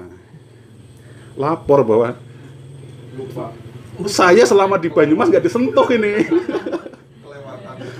Jadi akhirnya karena istri anak raja adalah kehormatan, menyepelekan pemberian raja dianggap pemberontakan. Akhirnya Yudanegara I dihukum penggal kepala. Jadi Yudanegara I itu nama anumertanya itu ya Tumenggung Sedo Masjid, karena keputusan dijatuhi hukuman mati itu di masjid. Terus Tumenggung Todan karena dibunuhnya itu di Tohudan. Jadi kalau panjenengan datang ke makamnya di Dawuhan itu ya nanti tulisannya itu Tumenggung Sedo Masjid. Karena matinya itu dihukum mati di masjid. Nah, di Dawuhan. Nah, begitu Yudanegara I mati, itu Keraton Mataram mengirimkan adipati sebagai pengganti. Karena dia tidak ingin anaknya Yudanegara I itu balas dendam. Nah, agar tidak balas dendam, anaknya Yudanegara I dibawa ke Keraton Mataram, dididik untuk tidak memberontak. Akhirnya saya lupa namanya pengganti dari Yudanegara I itu, tapi orang keraton. Nah, selama di sini itu ternyata malah korupsi. Nah, karena Banyumas kaya, dia korupsi, upetinya tidak setor penuh, hanya dipecat. Nah, anak yang Yudanegara I yang jadi Yudanegara II disuruh ke sini untuk memimpin Banyumas, menggantikan tokoh yang koruptor itu. Nah, ternyata mungkin karena genetik ayahnya itu juga suka memberontak, yang ini itu memperkuat diri dengan membuat prajurit prajurit luar negeri pada waktu itu. Jadi kalau zaman dulu keraton itu punya dua resimen yang sangat khusus, yaitu prajurit Bali dan prajurit Bugis. Nah, Yudanegara II itu juga ngopeni prajurit Bugis. Nah, prajurit Bugis ini kalau panjenengan datang ke makam Bugisan, itu dulu katanya di situ baraknya.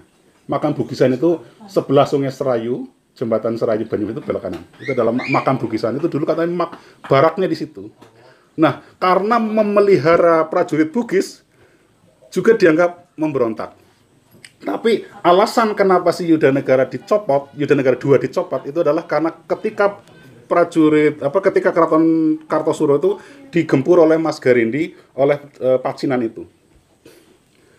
Jadi geger Pacina itu yang membuat harusnya berada di Mataram, berada di Kartosuro itu, tapi malah Yudanegara II itu pulang. Kenapa pulang? Itu karena Pakubuwono II itu plin-plan. Pakubuwono II itu kan sudah terlibat perjanjian dengan Belanda. Tapi ketika Cina di Batavia tahun 1714 itu memberontak, itu kan menggeser ke wilayah timur dan menggempur company. Pakubuwono II yang selama ini ditekan company dengan harus memberikan kayu, harus memberikan beras, harus memberikan batu untuk benteng-benteng itu mencoba peluang ini, kayaknya kekuatan Cina itu bisa didukung. Akhirnya awalnya itu mendukung kekuatan Cina, menggempur company. Tapi begitu company bisa menguasai adipati-adipati bawahan, itu si raja yang awalnya menggempur company itu tiba-tiba menggempur Cina. Nah, Yudanegara II itu melihat ini pemimpin yang tidak bisa dijadikan panutan. Prajurit Banyumas yang awalnya harus menggempur company tiba-tiba harus menggempur Cina. Akhirnya dia pulang ke Banyumas. Dia tidak ingin terlibat konflik begitu. Tapi ternyata yang jadi korban nanti adalah Mangun Yuda Sedaluji itu. Karena tetap bertempur di Kartosuro yang harusnya awalnya melawan company, bolak-balik begitu, akhirnya dia malah jadi korban di situ. Akhirnya disebut Sedaluji karena dia terbantai di situ. Yang bantai berarti Pakubuwono ya? Yang bantai itu Pakubuwono sendiri. Jadi raja yang dilindungi itu malah membunuh dia. Kapan-kapan saya tulis itu, keji sekali itu Pakubuwono II itu. Nah, begitu dia pulang ke sini, oleh Keraton Kartosuro dianggap ini desersi. Karena meninggalkan tugas, meninggalkan peperangan. Jadi begitu sampai sini, itu si Pakubuwono II menjatuhkan hukuman mati. Tapi kan anaknya Yudanegara II itu, si Panji Gontokusumo itu, kan dipelihara di keraton. Jadi ketika mengetahui keputusan bahwa ayahnya mau dihukum mati, itu mengirim utusan ke Banyumas, memberitahu ayahnya bahwa mau dihukum mati. Nah, surat itu sampai dibaca di pendopo. Makanya dicurigai atau diduga matinya itu gara-gara membaca surat hukuman mati itu. Jadi hukuman mati suratnya dibaca, membaca itu mati. Nah, begitu sudah mati, makanya kalau datang ke Dawan itu namanya kan Tumenggung Sedo Pendopo, karena matinya di pendopo. Nah, utusan dari kerajaan datang ke sini, orangnya sudah mati. Jadi hukuman matinya itu tidak jadi dilakukan di Kartosuro karena sudah mati duluan.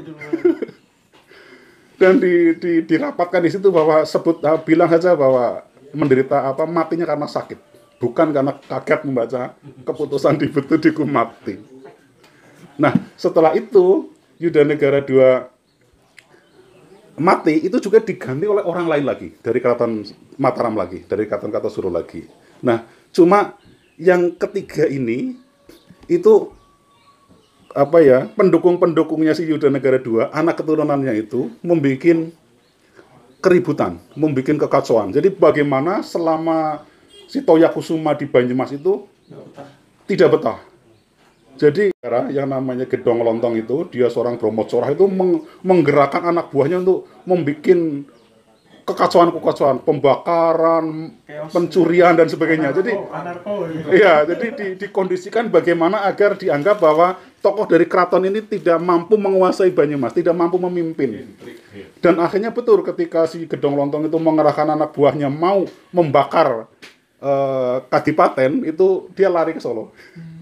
Dan itu terjadi 3 kali sampai ketika nanti Yudanegara IV itu juga diganti. Nah, Yudanegara III kemudian setelah si Toya Kusuma lari, nah baru Yudanegara III itu diangkat menjadi bupati. Tapi itu bersamaan dengan berdirinya Keraton Mataram Keraton Jogja. Jadi dengan dibelahnya Keraton Mataram menjadi 2, Solo dan Jogja dengan perjanjian Giyanti itu yang aneh. Jadi Banyumas itu masuk wilayah Solo, kekuasaan Solo. Tapi begitu Solo dibagi 2, Solo dan Jogja, Mangkubumi menjadi Hamengkubuwono Keraton Jogja, HB1, itu patihnya itu diambil dari Banyumas. Jadi aneh sekali itu. Wilayahnya masuk Keraton Solo, tapi kepala daerahnya itu jadi Perdana Menteri di Jogja, Danurja I. Nah, kemudian diangkat Yudanegara IV. Nah, Yudanegara IV salah satu alasan dipecatnya lagi itu melanjutkan kakeknya yang memelihara pasukan Bugis itu. Memelihara pasukan Bugis, ditambah lagi tuduhan bahwa tidak loyal ke Solo. Lah bagaimana ini? Ayah saya patih Jogja. Jadi saya berbaktinya itu ke siapa ini? Ke ayah atau ke raja? Jadi dia dipecat salah satunya karena dianggap tidak loyal ke Solo. Akhirnya diganti lagi orang dari Solo lagi. Jadi selalu ada pergantian dari pusat begitu. Nah, nanti ketika Yudanegara baru betul-betul itu bukan diganti tapi dibentrokkan, dipecah belah, di dividi impera. Jadi bupati yang dari keraton ya ada, bupati yang dari Tras juga ada. Jadi Kasepuhan dan Kanoman. Kasepuhan Kanoman itu. Nah, Kasepuhan Kanoman itu berhenti ketika Belanda menjajah Banyumas. Kasepuhan Kanoman tidak ada, yang Kanoman dibikin menjadi Kabupaten Purwokerto, yang Kasepuhan tetap di Banyumas. Jadi pembagian Kanoman dan Kasepuhan itu berhenti di era 1831. Tapi jabatannya kemudian dibelah 2, tetap dibelah 2, cuma kekuasaannya jelas. Kamu Banyumas, ini Purwokerto. Begitu. Jadi sebetulnya selalu ada intrik-intrik itu. Tapi akhirnya kembali lagi ke Trah Banyumas ketika Belanda menjajah itu. Jadi kayaknya Belanda itu memang selalu pintar memahami lokalitas. Jadi makanya Babad Wiryatmaja itu ditulis atas perintah asisten residen Purwokerto. Karena dia ingin mengetahui bagaimana sih sejarah Purwokerto, bagaimana sih sejarah Banyumas. Jadi nyuruh Patih Purwokerto, Wiryatmaja itu untuk menjawab ini kenapa Cokronegoro II itu kan Bupati Banyumas. Harusnya itu kan yang menggantikan itu kan si Cokrokusumo kan menjadi Bupati Banyumas. Itu malah dipindah, pengganti Cokronegoro II itu dipindah menjadi Bupati Purwokerto. Bupati Purwokerto Mertatirja III yang lagi menjabat Bupati Purwokerto malah dipindah menjadi Bupati Banyumas. Nah, orang-orang itu menyebut kejadian pindahnya antar bupati itu dengan teringat pada kata-katanya Meranggi, kata-katanya Mbah Meranggi bahwa mengko anggarana kudi tarung karo karae Banyumas Bali menggone sing duwe. Maksudnya sing duwe itu adalah Trah Kaiman. Karena apa? Karena pada waktu itu Banyumas dikuasai oleh Cokronegoro. Oleh Cokronegoro kan anaknya Cakrawedana, orang Solo itu, orang Keraton Solo. Nah, begitu tarung karah dan kudi balik. Nah, baliknya adalah karena Mertadireja adalah Trah Kaiman yang awalnya Bupati Purwokerto pindah ke Banyumas. Akhirnya disusunlah Babad Banyumas yang disebut Babad Banyumas Wiryatmaja. Karena ditulis oleh Raden Wiryatmaja, Patih Purwokerto. Tapi kemudian naskah itu dilanjutkan oleh Patih Banyumas yang bernama Purwosuprojo. Jadi karya ini karya gabungan dua patih. Patih Banyumas dan Patih Purwokerto. Yang awali adalah Patih Purwokerto, yang melanjutkan adalah Patih Banyumas. Jadi ini buku yang menarik sekali, kapan-kapan kita bisa berziarah ke BRI, karena orang itu selalu menyebut Wiryatmaja itu ya pendiri BRI. Tapi masyarakat tidak pernah, mungkin tidak pernah mengenali bahwa beliau adalah seorang sejarawan juga, yang melahirkan Babad Banyumas Wiryatmaja. Jadi kapan-kapan kita bisa datang ke Museum BRI karena kenapa? Kalau Sugiono Sugiri rumahnya. Ya. Dan apa namanya? Naskah asli tulisan tangan Wiryatmaja disimpan di sana. Jadi kalau naskah asli Wiryatmaja masih ada, bisa kita lihat. Naskah Mertadirejan itu kan dalam Pangeran itu kan dibangun oleh Mertadireja III. Luas 66.000 meter. Itu wasiatnya jangan dibagikan ke salah satu keturunan, tapi menjadi warisan keturunan. Tapi justru karena tidak dibagikan ke salah satu keturunan, menjadi milik seluruh keturunan, malah nggak diurusi. Malah nggak ada yang ngurusi. Jadi sampai hari ini itu yang dianggap mengurusi adalah Yayasan Keluarga Mertadirejan. Tapi yang malah tidak diurusi karena bukan milik salah satu. Nah, khawatirnya pada waktu itu sempat dibeli oleh salah satu keturunan dan ditempati oleh Ratwito. Ratwito itu adalah, kalau nggak salah, kakaknya atau adiknya Ratmini ya. Ratmini itu istrinya Sujatmoko. Sujatmoko itu iparnya Sahrir. Bung Sahrir itu. Sultan Sahrir. Sultan Sahrir itu kan nikah dengan Popi itu, Popi Sahrir itu. Orang Banyumas? Orang Solo, anaknya Saleh Mangkuniningrat. Nah, naskah itu dulu disimpan di situ. Tapi begitu gegeran kemarin yayasan itu dibentuk, enggak tahu konflik bagaimana, itu akhirnya katanya itu naskah diambil dari situ, dari dalam Pangeranan, untuk dibawa ke Jakarta. Nah, saya berkomunikasi dengan anaknya Ratmini, katanya memang diselamatkan di Jakarta. Jadi bagi yang ingin membawa scanner ke sana nanti boleh mengkopi. Jadi syaratnya membawa scanner sendiri. Tidak boleh dipinjamkan karena beberapa kali kasus pinjam hilang. Jadi kalau pengen lihat naskah yang aslinya itu, yang masih tulisan Jawa itu, di Jakarta dan di keluarga Ratmini itu. Karena Ratmini Mertadirejan. Kalau naskah Wiryatmaja masih di Museum BRI. Oke. Nah, bahasan tentang Babad saya cukupkan sejam ini saja karena nanti lebih. Oke. Itu berarti kan Raden Baripin kan adiknya Brawijaya V sama Jawa terakhir. Ya. Dia kan jalan melaras sampai ke Pajajaran. Ya. Saya pernah baca buku juga, orang gugat itu bombongan. Bubat ya, orang gugat itu bombongan. Artinya, ini Raden Baripin bisa nikah sama putrinya Pajajaran yang melahirkan Trah Banyumas. Banyumas itu kan pertemuan dua kerajaan besar. Berubah juga ya orang Banyumas ya. Artinya, yang saya tanya itu tadi, apa perang Bubat itu memang ciptaan Belanda untuk memecah Jawa Timur dan Jawa Barat supaya satu di Perak, atau memang terjadi di situ tadi sih? Sedikit mungkin Mas ada sumber nggak? Nah, kalau perang Bubat itu kan era Hayam Wuruk ya. Iya. Era Hayam Wuruk dengan Pitaloka ya. Itu berarti kan sudah ke sini ya. Kayak Gajah Mada ya. Berarti ya sudah ke sini. Iya ya. Jadi Baripin kan. Oh iya. Nah, periodenya kapan itu? Saya enggak paham secara. Yang buruk itu kan apa? Sebelum Brawijaya kan terakhir. Sebelum Baripin.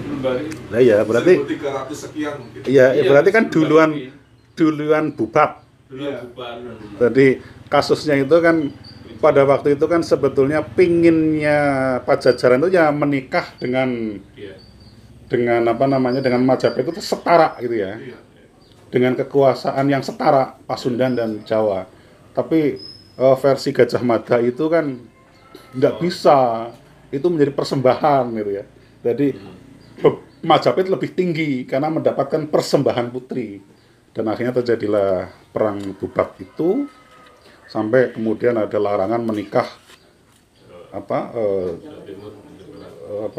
Pajajaran dan Majapahit gitu ya. Nah tapi kok terjadi setelah periode periode Baribin ya. Sebelum Brawijaya kan perang terakhir. Lah iya, maunya kan setelah Bubak baru terjadi periode Baribin. Nah, Jadi pernikahan itu ya. iya, iya. Jadi yang awalnya itu tidak boleh, kok ini menjadi boleh? Nah, jawaban saya karena saya bodoh sejarah, mungkin karena putri. Perempuan Sunda. Iya. Itu ya putri juga ya. Mungkin kan saya nggak mudeng gitu, Mas. Tapi permasalahan itu mungkin bisa dikaji lagi oleh teman-teman yang paham. Tapi menarik gitu. Kenapa itu pantangan? Kenapa Baribin boleh gitu loh? Di Jawa, di Bandung ada jalan Majapahit. Nggak ada jalan Gajah Mada ya. Ya. Nah, nuwun sewu Mas Sirwan, saya kok nggak bisa menjawab ternyata ya. Iya, masih. Ya, monggo Mas Dimas. Ini kebetulan saya lagi riset keris Banyumas. Ya.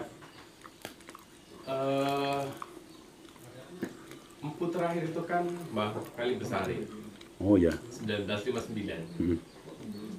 Kemudian artefaknya ada di Kenikten, daerah Baturaden. Anu nuwun sewu itu tehnya dituang kalau ada yang kurang. Itu snacknya mohon dinikmati kan itu sudah dibikinkan istri saya. Terima kasih. Lanjut Mas Dimas.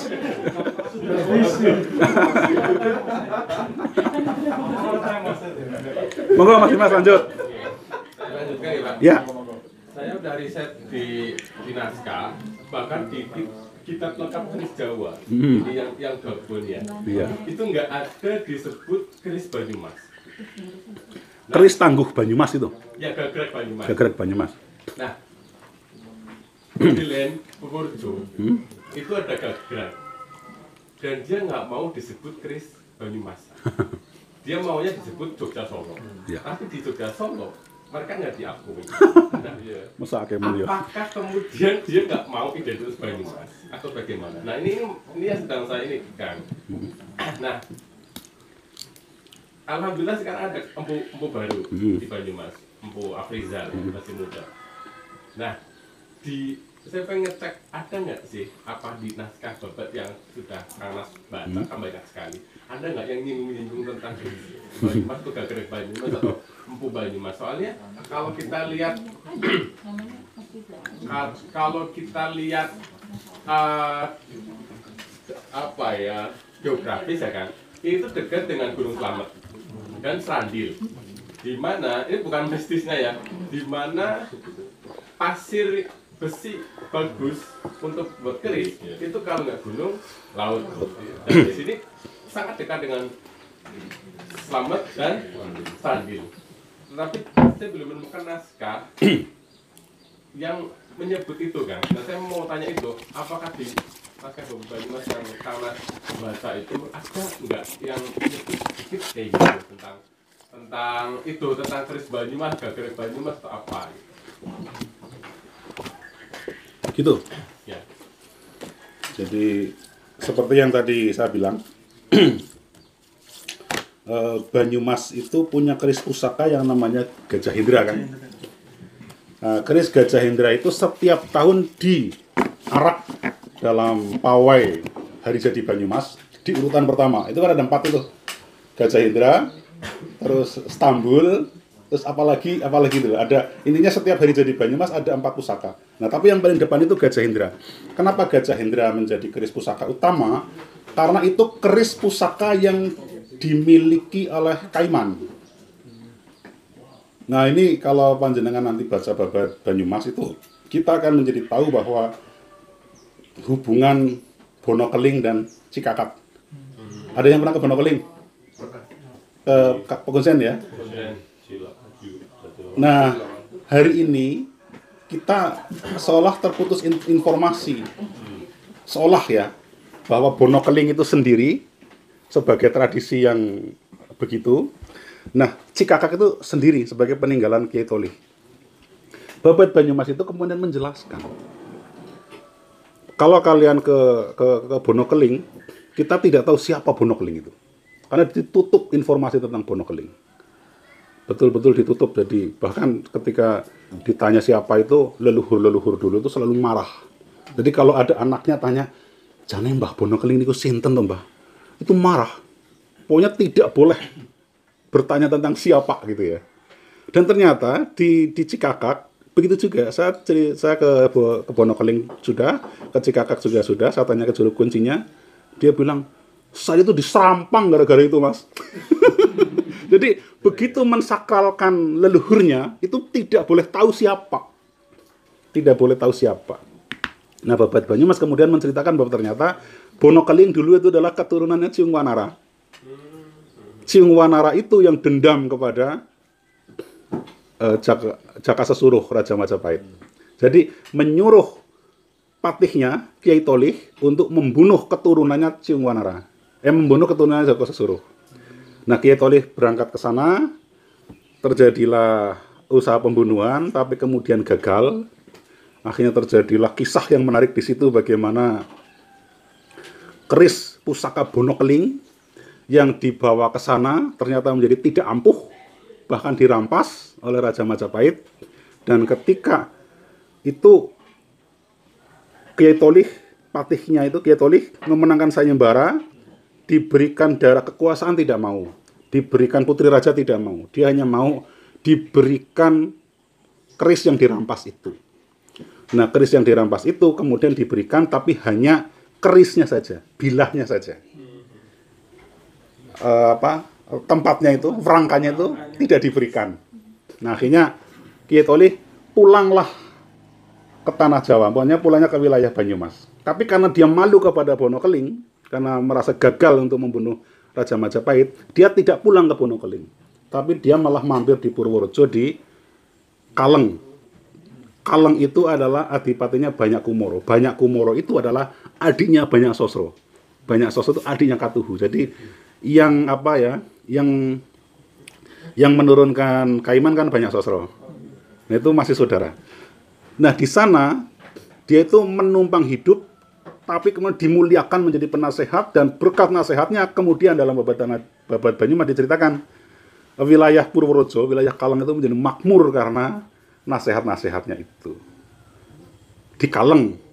Lah sementara di Wirasaba si Joko Kaiman diangkat menantu, mau dinikahkan dengan Wirasaba. Pulang ke orang tuanya setelah menikah ke Meranggi. Nah, Meranggi itu kan sebetulnya sebutan untuk tukang bikin warangka keris. Servis keris. Mungkin juga termasuk servis keris. Jadi harusnya kalau ada seorang terpandang berprofesi Meranggi, berarti kan budaya keris ada. Wong pembikin warangkanya itu turun-temurun kok. Jadi Kiai Meranggi yang kemudian menikahi Siti Aisyah yang kemudian ngopeni Joko Kaiman itu adalah urutan yang ketiga. Meranggi ketiga. Jadi Meranggi pertama itu yang dari Buwara itu, ini Meranggi ketiga. Jadi sudah urutan yang ketiga, berarti kan sudah lama itu. Jadi misalkan satu kiai umurnya mungkin 75 tahun, kan berarti sudah 75 tahun 3 generasi gitu. Jadi harusnya ada. Nah, setelah menikah itu pulang ke rumah orang tuanya, ke Kiai Meranggi itu, melihat Kiai Meranggi itu sedang bikin tempat keris, dan kerisnya bagus sekali, hingga akhirnya oleh Joko Kaiman dipinjam untuk pegangan dia selama menikah. Nah, si Kiai Tolih itu kemudian datang ke Meranggi untuk mengambil. Tapi karena keris itu sudah dipegang oleh Joko Kaiman, merasa mungkin ini orang yang tepat. Akhirnya diberikan. Jadi Kiai Meranggi itu menganggap Kiai Tholih itu telah menganggap anaknya itu menjadi anak angkat. Jadi Joko Kaiman dianggap anak angkat oleh Kiai Tholih dengan tanda diberi keris pusaka yang dari Bonokeling dibawa ke Majapahit, pulang cuma bilahnya saja, terus sama Kiai Meranggi dibikinkan rumahnya. Nah akhirnya itu diberikan ke situ. Setelah memberikan keris Gajah Hendra itu, si Kiai Tholih itu kemudian tidak mau balik ke Bonokeling karena masih malu. Akhirnya dia ya ke Nusa Kambangan, kemana-mana, dan dia menemukan tempat tepat dia berdiam itu di Cikakak hari ini. Jadi di dalam Babat Tanah Jawi, Babat Banyumas, maaf, itu jelas dikatakan bahwa Bonokeling itu rajanya, Kiai Tholih itu patihnya. Kenapa saya katakan itu ternyata bisa kita percayai? Karena tradisi Bonokeling, tradisi Cikakak itu sama, mirip. Tiap rojab ya bikin jaro, ada tradisi merahasiakan sosoknya. Terus apa ya? Cara berislam mereka itu juga ada kemiripan. Di itu dulu kan Bonokeling di Jatilawang itu. Jadi kembali, monggo Mbak Prapti. Jadi kalau ditanya apakah ada tradisi, mestinya ada. Lah wong tukang servisnya ada, masa produsennya ada gitu ya. Dan Gajah Hendra sampai hari ini masih diarak setiap tahun sebagai tanda ini adalah keris pusaka Banyumas karena milik Raden Joko Kaiman. Meskipun ketika saya ketemu Pak Dewo agak meragukan ini asli apa enggak ya gitu. Nah, mungkin Empu Rizal bisa mengecek itu asli apa tidak gitu loh. Salah satu keris Pangeran Diponegoro juga dari Banyumas. Oh gitu ya? Itu. Oh, Kesalenya Bu Afrizal itu di petilasannya bekasnya Diponegoro itu. Oh, okay. Saya tuh pengen ke Empu Afrizal belum kesampaian itu. Pada waktu kita ngobrol tentang naskah kuno dan berang peninggalan kan jejeran itu. Saya pembicara tentang naskah, beliau pembicara tentang keris. Tapi belum ketemu. Monggo Pak Pradi. CIN ngadain webinar gitu. tentang keris Banyumas, Iya. hasil riset saya dan film dokumenter. Itu nanti saya menghadirkan kisah Dali. Itu Meranggi terakhir di Banyumas Raya. Usianya sudah lebih 60 tahun. Iya. Dan belum ada yang kemungkinan akan meneruskan. Saya juga khawatir karena tadi bahayanya kayak besar yang itu tuh kita keris itu baru setahun Pak, 150 tahun vakum Banyumas. Iya. Baru ada Momen Afrizal ya. Ini tiga yang lebih ditakutkan kisah Dali. Karena belum tentu anaknya juga melanjutkan. Nggih. Karena kisah Dali sendiri itu bukan bapaknya yang Meranggi, tapi pamannya. Ini yang menarik di ilmu Di dunia keris Banyumas hari ini nggih. kayak gitu. Nah, yang kita masih menerka-nerka Merangginya nanti siapa. Dan yang menarik itu gini Pak, yang kaitan dengan kemeranggian. Keris-keris di Jawa Barat ya, kalau jangan salah. Iya. Oh. Jadi setiap tahun kita kan surah gitu ya, itu rombongan Meranggi itu datang jarang roadshow Pak, untuk servis keris gitu. Kayak saya tadi ngomong Meranggi itu juga servis keris. Iya. Jadi selain bikin warangka, membenarkan. Iya. Itu bahkan sampai ke Jawa Barat gitu. Nah artinya betapa kaya sekali keris Banyumas. Tetapi naskah narasi itu nggak ada. Makanya saya tanya apakah di Babat Banyumas ada yang sedikit ke arah situ? Iya. Atau tidak? Ya. Yang jelas tadi yang di Mertadirjan diceritakan begitu tentang asal. Yang Mertadirjan itu menceritakan tentang detail tentang kisah kenapa dinamakan Gajah Hendra juga. Kan awalnya kan tidak ada namanya itu.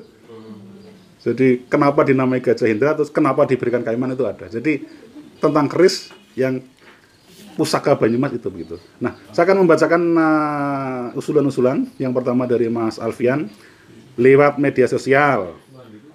Saya sudah lewat IG. Nanti saya minta Mas Alfian melihat IG Babat Banyumas itu kurang apa. Terus live Facebook Ngaji Babat Banyumas. ini akan saya lanjutkan setiap, jadi saya mencoba setiap Sabtu itu nanti akan bikin ini semampu saya, sekuat saya menjelaskan atau mengajak orang. Jadi kenapa tiap Sabtu 10 ya karena PPKM, pinginnya sih banyak. Terus kenapa tidak webinar, karena di sini nggak ada sinyal itu, sinyal hilang itu. Jadi ada yang bilang, mau pasang wifi. Lah saya ke Telkomsel itu syaratnya itu maksimal 300 meter dari tiang. Ini diukur itu 950. Jadi ditolak itu permohonan saya ya. Jadi saya minta Mas Alfian untuk melihat apakah IG Babad Banyumas itu layak atau kurang apa, nanti saya minta masukannya. Mbak Dian, sering diadakan festival budaya, sering diadakan Napak Tilas. Nah, yang Napak Tilas nanti sebulan sekali Mbak Dian. Kalau Mbak Dian mau ikut nanti tanggal 12. Itu rutenya tadi itu.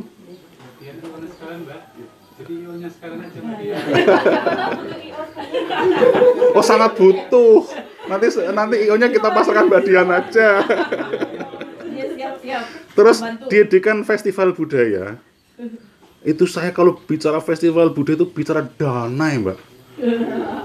Oh, dia sama ini masih IO-nya. Ada IO-nya, Pak. Udah apa? Saya mau aja. Jadi saya tuh kalau festival budaya itu bicara dana, saya orang yang paling bodoh bicara dana. Nanti kita cari yang gratisan. Oh ya. Kita bikin panitia coba. Iya, tapi nanti kita bisa bahas lah ya. Karena begini, niat saya mengundang panjenengan atau niat saya mengundang sebanyak mungkin orang setiap Sabtu itu begitu. Otak saya itu nggak mampu untuk memikirkan sesuatu di luar kemampuan saya.